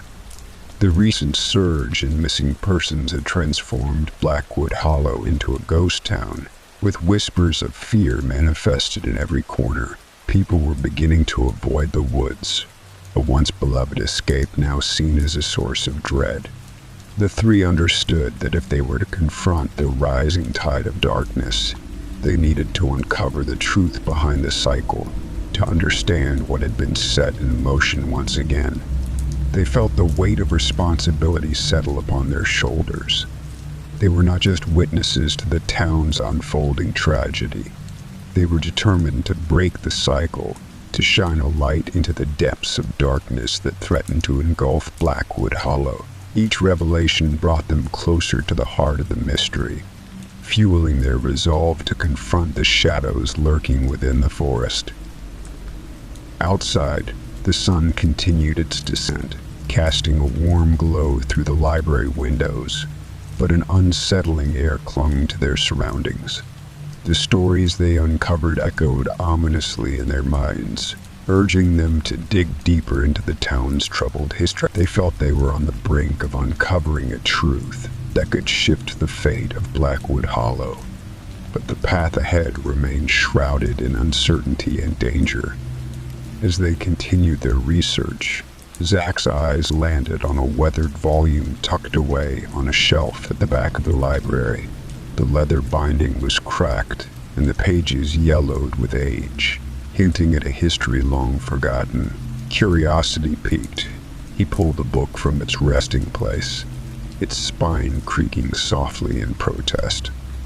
He flipped it open, revealing scrawled handwriting that danced across the pages in erratic lines, as though the writer had been caught in a tempest of thought. At first glance, the writing seemed disjointed, filled with ramblings that spoke of visions and shadows. Zach's brow furrowed in skepticism. This journal appeared to be the product of someone unhinged, consumed by delusions. Yet, as he read on, the narrative began to shift. The author's tone grew more focused, and the words pulsed with an urgency that gripped him. He couldn't help but feel a strange allure in the tale unfolding before him. The journal detailed an encounter with a mysterious woman who resided deep within the woods.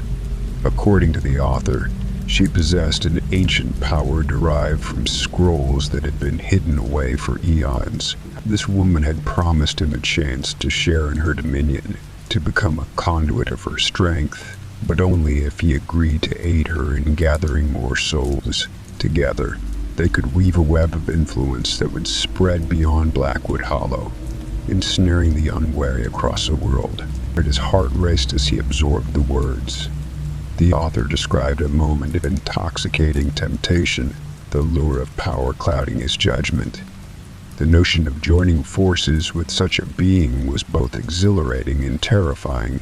Yet, the writer's resolve faltered as the implications of the deal sank in. In a moment of clarity, he realized that he was not merely stepping into an alliance. He was agreeing to become a pawn in a dark game, one that would lead to untold suffers. With a surge of defiance, he attempted to resist her pull. His betrayal was not without consequence. In his attempt to destroy the ancient scrolls that fueled her power, the woman revealed her true strength, intervening before he could complete his mission. Their confrontation was fraught with desperation, the very air charged with an energy that crackled like static. Though she had stopped him from annihilating her source of power, the struggle weakened her enough to provide a sliver of hope. The author's account continued, detailing the remnants of their clash. He realized that while he had failed to destroy the scrolls, he had instigated a fracture in her power. The woman, now vulnerable, would still pose a grave threat, but her hold was not as absolute as it once had been.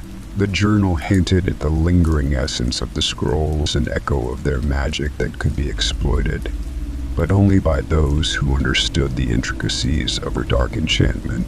Zach's pulse quickened as he turned the pages, eager to absorb every detail. The journal detailed the nature of the woman's powers, explaining how she siphoned the very souls of her victims, trapping them within their lifeless husks. These bodies, once vessels of life, became tools for her dark designs, inhabited by demons that she could control. This sinister arrangement allowed her to expand her influence, with each lost soul strengthening her dominion.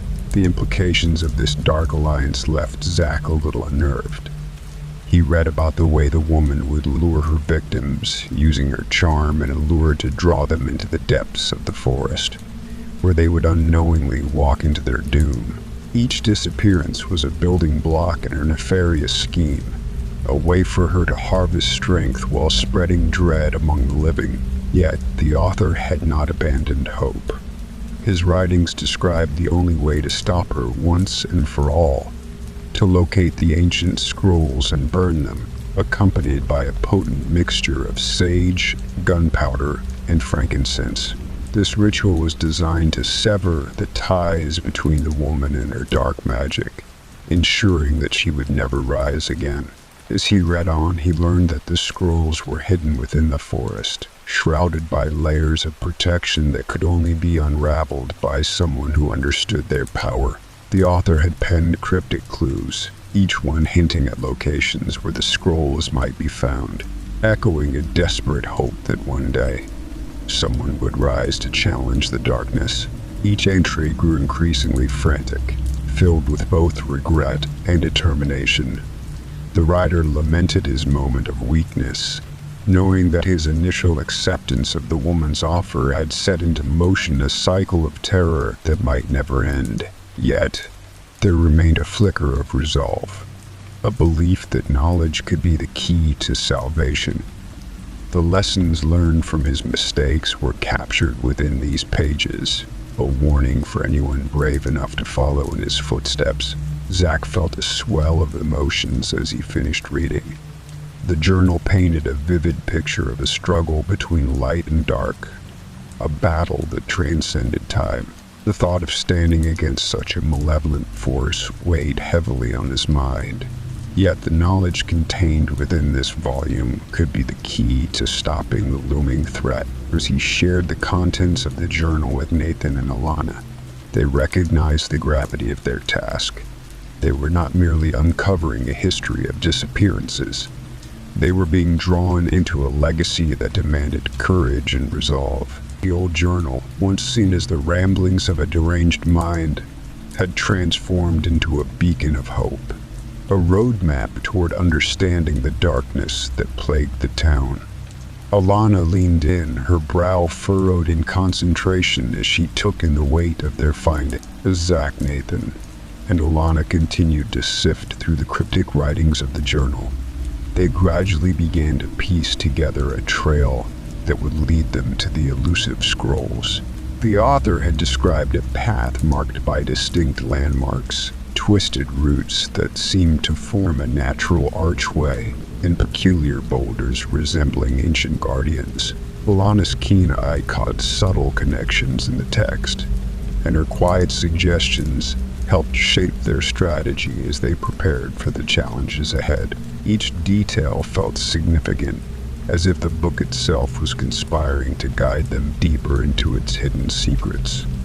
The journal hinted at an ancient trailhead, long forgotten by the townsfolk, that would beckon the brave into the heart of the woods.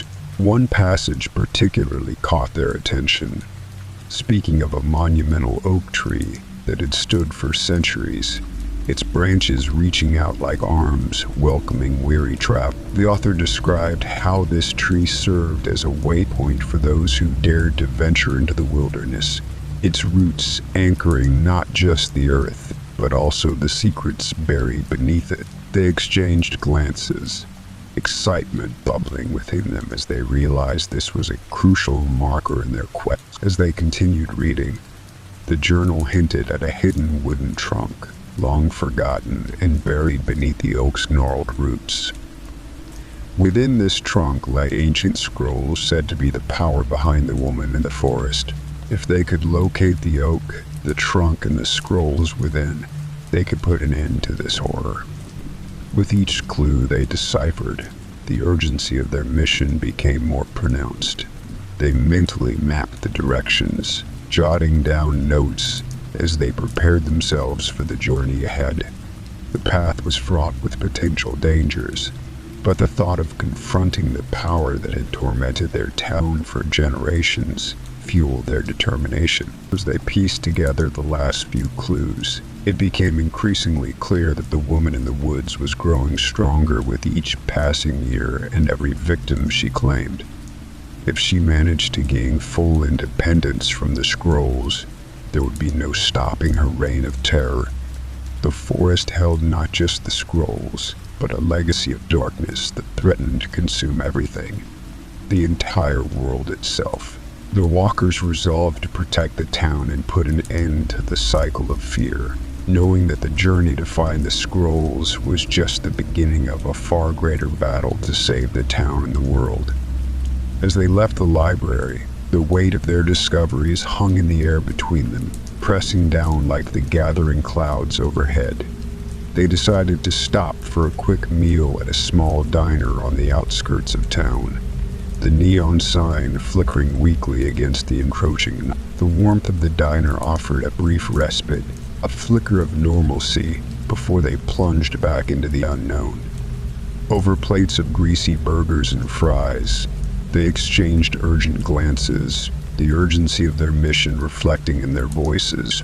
"We have to be ready for anything," Zach said, His brow furrowed as he pushed his plate aside. If those stories in the journal are true, we're walking into something far more dangerous than we imagined. Nathan nodded, the gravity of their task weighing heavily on him. He couldn't shake the images of the missing townsfolk from his mind, their faces etched in the shadows of his thoughts. Elena leaned in, her expression serious yet resolute. We know how to handle ourselves out there. We've faced worse and come out on top. But we need to stay sharp, trust each other and our instincts. Her confidence radiated, grounding the conversation. Nathan took a deep breath, locking eyes with both of them. Exactly. We've trained for this, and we know the stakes. If we can find that oak tree, it could lead us straight to those scrolls. Once we have them, we can disrupt whatever she's planning. This isn't just about us. It's about saving everyone. We can't let her gain more power. We have to put an end to this before it escalates. As they finished their meal, the diner felt like a fleeting refuge, the unease palpable among the sparse group of patrons. Conversations were muted, and worried glances were exchanged, each person seemingly acutely aware of the ominous presence that loomed over the tent. The brothers could sense the weight of the atmosphere, heavy with unspoken fears and shared anxieties. They paid their bill and stepped back into the cool evening air, the chill wrapping around them as they climbed into the Polera. With every mile they drove toward the forest, the anticipation mixed with apprehension, setting the stage for the confrontation that lay ahead. Inside the car, the atmosphere was charged with a mix of apprehension and determination. The engine hummed softly, a steady pulse that contrasted with the tension thickening in the air. Nathan gripped the steering wheel, his knuckles turning white as he navigated the winding road. They had loaded their shotguns with rock salt rounds, an essential precaution against whatever supernatural forces awaited them. Their weapons lay in the boot of the car. Beside them, pouches filled with sage, gunpowder, and frankincense rattled softly, along with extra ammunition for their shotguns and other weapons. The bags in the back seat near Alana contained all the additional gear: silver knives, rock salt-filled vials, holy water, and other items they had relied on during countless hunts. Every item represented a line of defense against the darkness they were about to confront, an offering of protection as they stepped into the unknown. As they sped past trees, Nathan asked, "You guys ready for this?" he asked, his voice steady despite the anxiety pulling his gut. In the back seat, Alana adjusted her charm bracelet, the protective symbols glinting softly in the fading light. "I'm as ready as I'll ever be," she said, her tone calm yet resolute. Zach tightened his grip on his own shotgun, resting on his lap. "We have to be," he replied, a fierce determination sharpening his tone. As Nathan shifted into a higher gear, the gravel crunched beneath the tires, the sound echoing in the enclosed space as they approached the darkening forest. The trees loomed ahead, silhouettes against the dimming sky, almost as if they were guardians of secrets long buried. As they drove, the weight of their mission hung heavily between them. A half-empty coffee cup rolled on the floor, remnants of their last stop, fuel for the long night ahead. "We're not just going to survive this. We're going to end it tonight," Nathan said, his voice cutting through the silence like a blade. Alana leaned forward slightly, her eyes sharp. "Like we've done 1,000 times before," she added, determination threading her words. Zach nodded, adrenaline surging through him as they neared the ancient trailhead, the forest's edge creeping closer. The distinct energy of the impending confrontation settled around them, a reminder that this was their purpose, hunters against the dark. As they parked at the edge of the forest, the trees stood like ancient giants, their twisted trunks and sprawling roots weaving a tapestry of shadow and intrigue. The path leading into the woods appeared almost inviting, Yet it bore the weight of countless stories whispered through generations. Crickets began their evening chorus, a stark reminder of the life thriving just outside the encroaching gloom, while the wind whispered secrets through the leaves, as if warning them to turn back. Nathan adjusted his grip on the shotgun resting across his lap, the reassuring weight of it grounding him as he stepped out of the Polera. He glanced at Zach, who was checking the holster on his belt for the silver knife, a weapon they had both relied on in countless confrontations. In the back seat, Alana secured her own gear, making sure her dagger was within reach. The night air was cool against their skin, but it was the electric tension between them that made the hairs on their arms stand on end. Each wore protective charms around their necks, small tokens of faith and resilience meant to shield them from possession. A silent reminder that the darkness they were about to face could reach into their very souls. With every step toward the forest, the trio felt the atmosphere shift, thickening with an energy that was both foreboding. Nathan led the way, the crunch of leaves beneath their boots echoing in the stillness, while Zach followed closely, his eyes scanning the tree line for any signs of movement. Alana kept pace behind them, her senses attuned to the subtle shifts in the environment, ready to alert her brothers at the first sign of danger. They moved with purpose, the metal of their weapons glinting faintly in the dwindling light. The shadows seemed to elongate and twist, as if aware of their approach, urging them to hesitate. But hesitation was a luxury they couldn't afford, not when lives were at stake. As they crossed the threshold into the woods, the sense of damp earth and decaying leaves enveloped them. The path narrowed, flanked by thick underbrush and looming branches that seemed to claw at the sky. Each step echoed the stories of those who had entered before them, a chorus of hope and despair intertwining as they pressed deeper into the darkness. There was no turning back now. They were bound to see this through, ready to confront whatever awaited them within the heart of the forest. Night fully descended as they emerged from the vehicle, the world around them plunging into inky darkness. A sliver of moonlight fought to break through the canopy, casting eerie patterns on the ground below. Each step toward the trailhead felt like a step into the abyss, the air heavy with the scent of moss and decay. The sounds of the forest shifted, becoming more pronounced. The rustle of leaves, the snap of twigs underfoot, and the distant call of unseen creatures melded into a symphony of unease. With determination, they took a moment to check their gear before stepping onto the ancient trail. It stretched ahead like a serpent, winding deeper into the woods, where the unknown awaited. The oppressive darkness loomed around them, swallowing the last remnants of day. There was no turning back now. The hunt for the scrolls and the secrets they contained had begun, and with it, the weight of destiny settled heavily on their shoulders.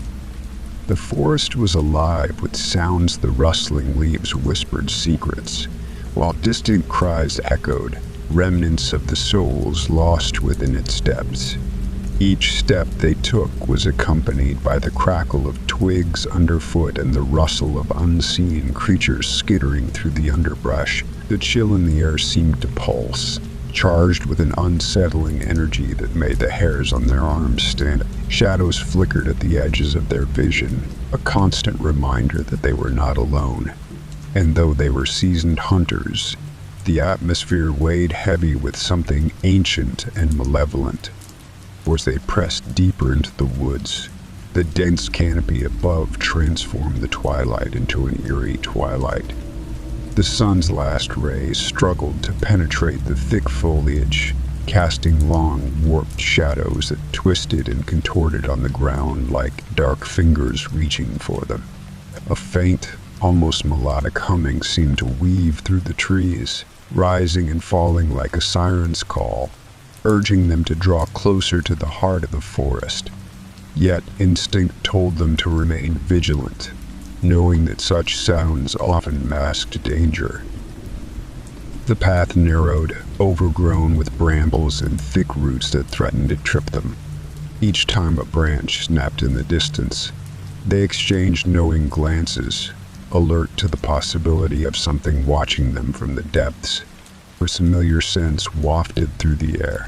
Decayed leaves mingled with a faint sweetness that was both alluring and sickening.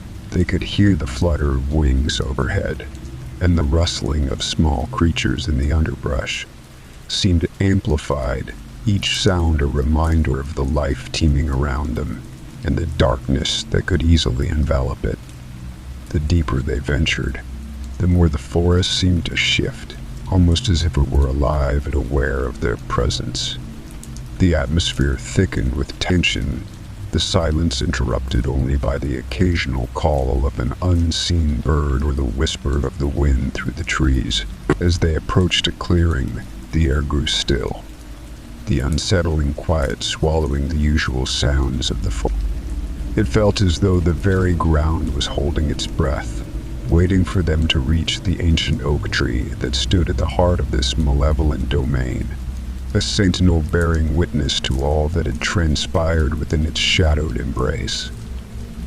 As they neared the clearing, the three sensed the shift in the air, a sudden weight that pressed against their chests, a signal that something was about to break loose. Without warning, the first of the husks lunged at them from the shadows, eyes hollow and bodies moving with an unnatural, jerky rhythm. Their gaunt forms were mere echoes of the lives they once led, now twisted by darkness. They barely had time to react before they were engulfed in a wave of rotting flesh and malevolent energy. "Stay close," Nathan shouted, leveling his shotgun and firing off a round of rock salt. The shot hit one of the husks square in the chest, and it staggered back with a piercing shriek, the salt momentarily disrupting the demon's hold. The air crackled with the tension of a battle long overdue, and in that instant, more husks emerged from the underbrush, filling the clearing with their gnarled figures. The ground seemed to tremble under their weight, a surge of souls desperate to reclaim the living. "Keep moving. We've got to get to that tree," Zach yelled, firing again with his pistol, each shot echoing like a thunderclap. But for every husk they dispersed, two more took its place. Alana, standing firm beside them, drew her silver knife, the blade gleaming in the fading light. She danced around the nearest husk, slicing through the air with practiced precision. The demon hissed as she struck, a flash of silver cutting through the darkness. "Look out," she called, narrowly dodging the claws of another husk that lunged at her. With a swift motion, she pivoted and drove her knife into the creature's chest, watching as it dissolved into a wisp of shadow. "We can't let them surround us." Nathan ducked under the grasp of a particularly vicious entity, rolling to the side and firing it. "We need something stronger," he gasped, feeling the pressure mounting. Just then, Zach recalled a weapon they'd used in the past, an ancient warding sigil that could blow back anything that crossed its path. "I've got a spell? The sigil we used against the revenants," Zach shouted, quickly retrieving a small vial from his pocket, filled with a mixture of salt, holy water, and crushed sage. Alana, glancing back at them, "I can cover you.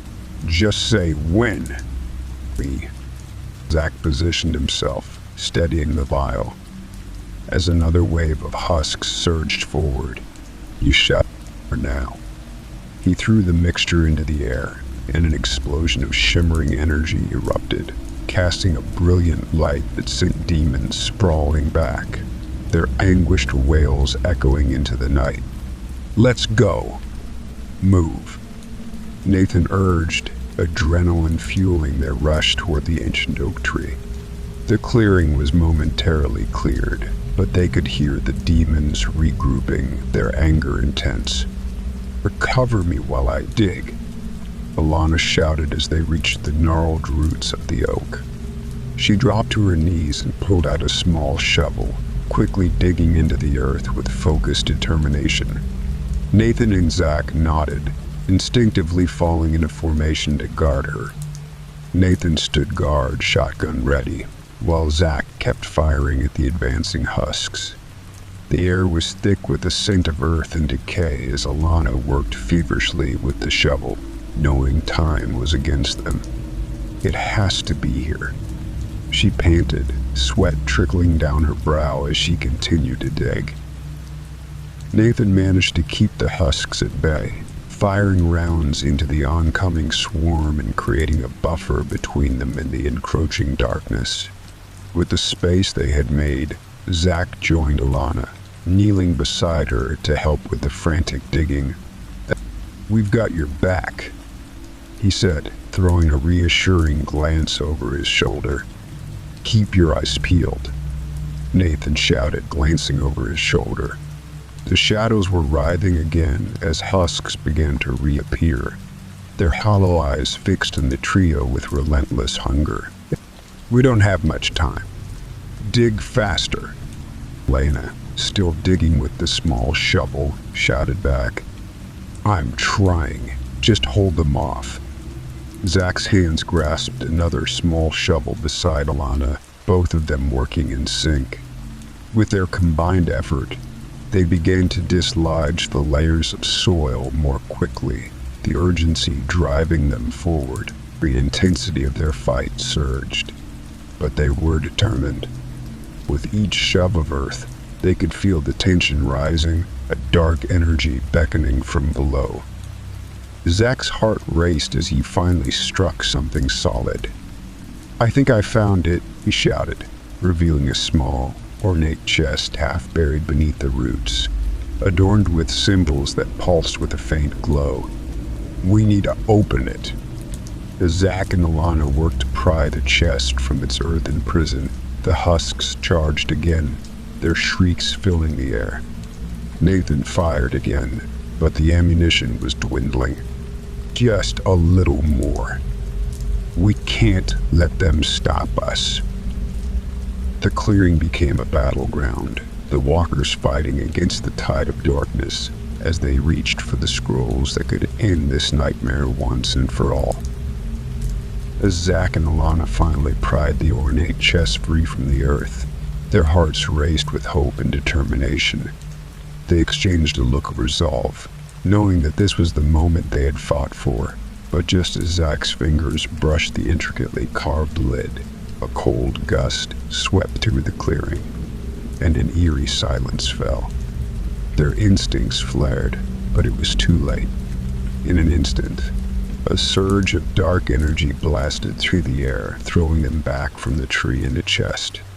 They slammed against the rough bark, a crushing force pinning all three of them against trees. Distant shadows coalesced into two unmistakable figures, Alara and Jake, the very essence of the darkness that had haunted the town for generations. Alara stepped forward, a wicked smile curling on her lips as her eyes glimmered with malevolence. "Ah, the infamous hunters. Zach Nathan and Alana Walker?"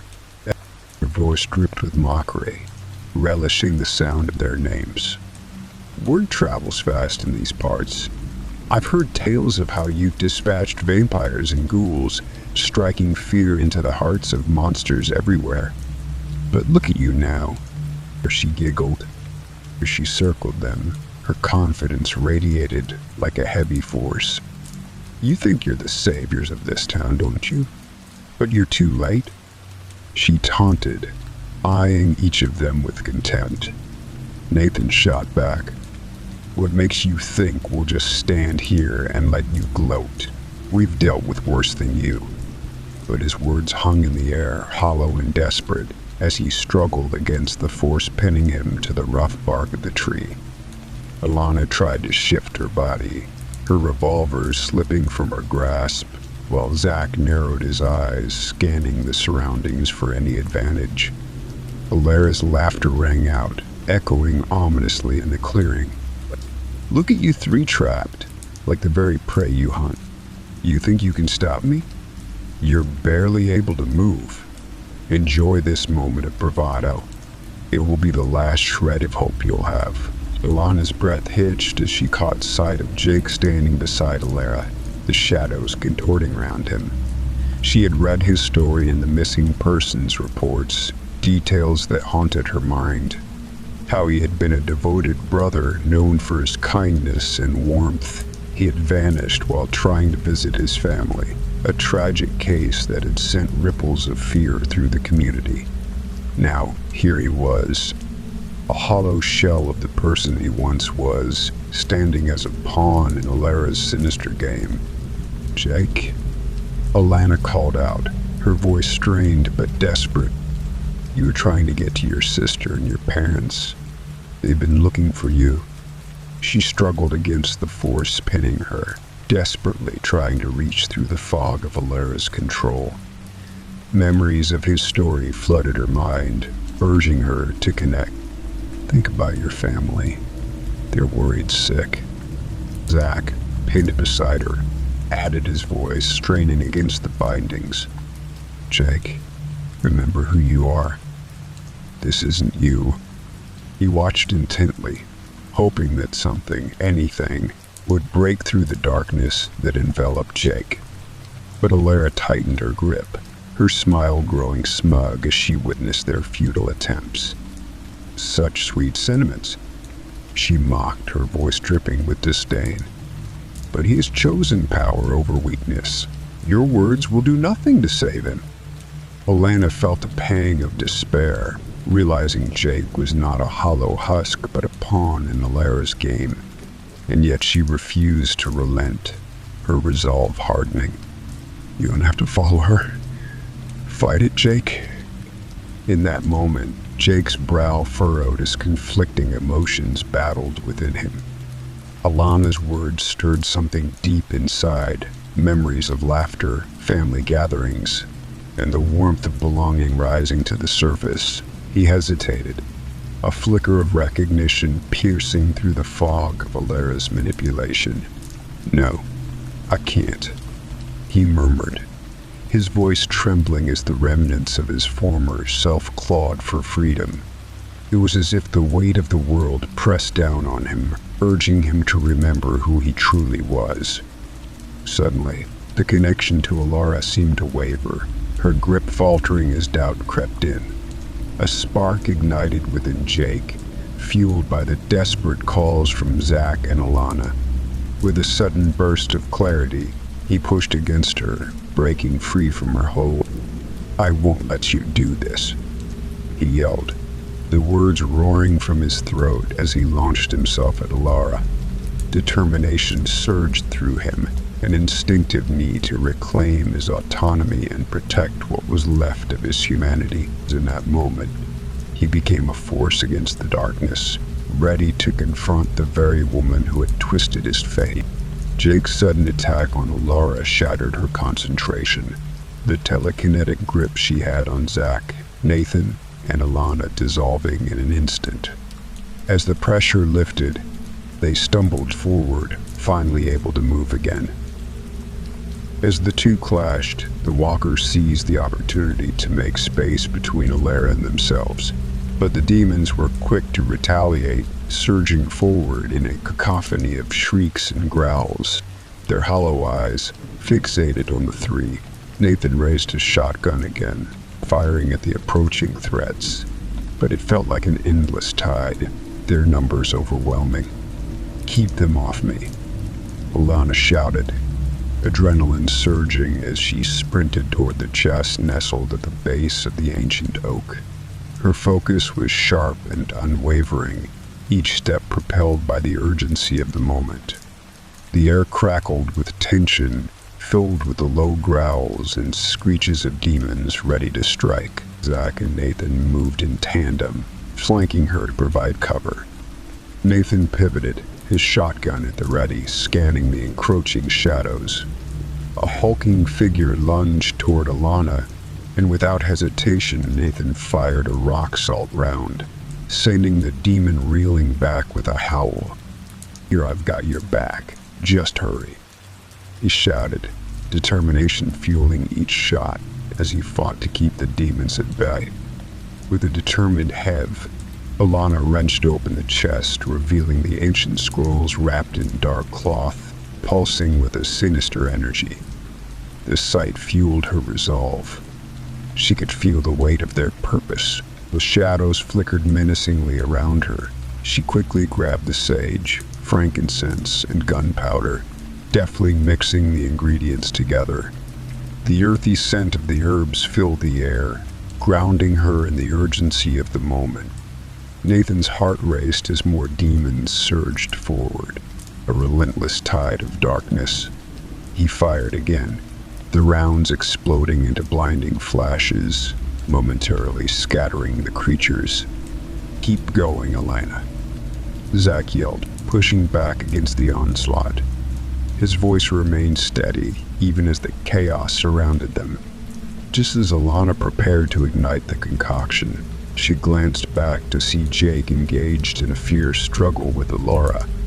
Their powers clashed in a whirlwind of energy, sparks flying as they fought for control. Her sight of Jake, once a victim and now fiercely defiant, ignited Alana's determination. She had to seize this moment. The fate of so many depended on it. With a fierce yell, Alana struck the flame and hurled it into the chest. It ignited with a bright blaze, illuminating the clearing and pushing back the darkness. Alara's howl of rage and fear pierced the air, a stark reminder of the stakes. As the flames engulfed the scrolls, Alana felt a surge of power ripple through the space, bolstering their resolve. Nathan caught a glimpse of the fiery glow and grinned, knowing they were on the cusp of victory. But demons kept surging, and he had to focus. He fired again, the rock salt rounds tearing through the ranks of the relentless entities. Each shot was a reminder of their purpose and the lives they fought to protect. As the flames danced higher, the brothers felt a wave of hope wash over them. They were turning the tide, and together they would reclaim the light from the darkness. The flames erupted, engulfing the scrolls in an otherworldly blaze. Alara shrieked, her form twisting as the fire consumed her, the dark power that had granted her strength beginning to unravel. "No, you can't," she screamed, but her voice was drowned out by the crackling of the flames. With a furious growl, she lunged forward, intent on snuffing out the fire and reclaiming her lost power. But Jake, grappling with the remnants of his former self, blocked her path. "You won't hurt anyone ever again," he shouted, desperation and anger lacing his words. As he pushed against Alara's force, a surge of energy flowed between them, a tangible reminder of their twisted bond. The fire flared brighter, illuminating the clearing as if the very essence of the forest was rebelling against Alara's darkness. Shadows writhed, and the air thickened with an acrid scent, a potent mix of burnt herbs and raw power. The flames danced with a life of their own, snapping and hissing as they consumed the ancient scrolls, casting long, flickering shadows that flickered ominously around them. Lara stumbled back, rage twisting her features as she realized the futility of her efforts. "You think this will stop me?" she spat, her voice a venomous whisper. But Jake, summoning every ounce of strength and clarity he could muster, pressed on. "You're not the one in control anymore," he cried, defiance igniting in his chest. With a final push, he shoved Alara back, forcing her further away from the flames as the dark magic that had once bound them began to fracture. As the fire roared, the energy in the clearing shifted, the oppressive weight of despair lifting ever so slightly. Jake, still linked to Alara, felt the heat seeping into him, and for a brief moment, the remnants of his humanity surged to the forefront. "I'm sorry," he yelled, his voice breaking as he felt the flames taking hold. "Tell my family. I love them." His eyes shimmered with tears, a reflection of the man he had been before the darkness took him. As the lair burst into flames, the demons that had possessed the husks faltered, their connections severed. One by one, the empty bodies crumpled to the ground, lifeless and still. The air around them grew heavier, the oppressive weight of darkness lifting as the final echoes of battle faded.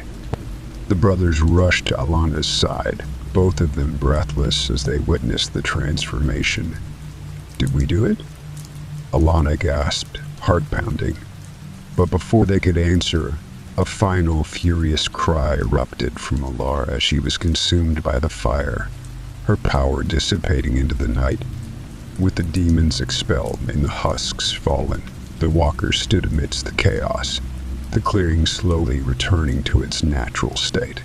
The oppressive energy faded, leaving behind an eerie calm. They exchanged a look filled with a mix of triumph and sorrow, knowing the battle had been won, but at a devastating cost. As they made their way back through the forest, the weight of the night's events still hung in the air, but a sense of purpose guided their steps. Finally reaching the Polara, they climbed inside, the familiar scent of leather and engine oil wrapping around them like an old friend. Nathan turned the key in the ignition, and the engine roared to life, a comforting sound amidst the lingering echoes of the night. With the headlights cutting through the darkness, they pulled away from the ancient woods, the weight of their victory settling in. Zach glanced over at Nathan, a determined smile breaking through the tension. "Ready for whatever comes next?" "Always," Nathan replied, shifting into gear. As they drove down the winding road, the past faded into the distance, replaced by the promise of new adventures awaiting them on the horizon. Together, they were unstoppable, and the open road ahead was a testament to their enduring bond and relentless spirit.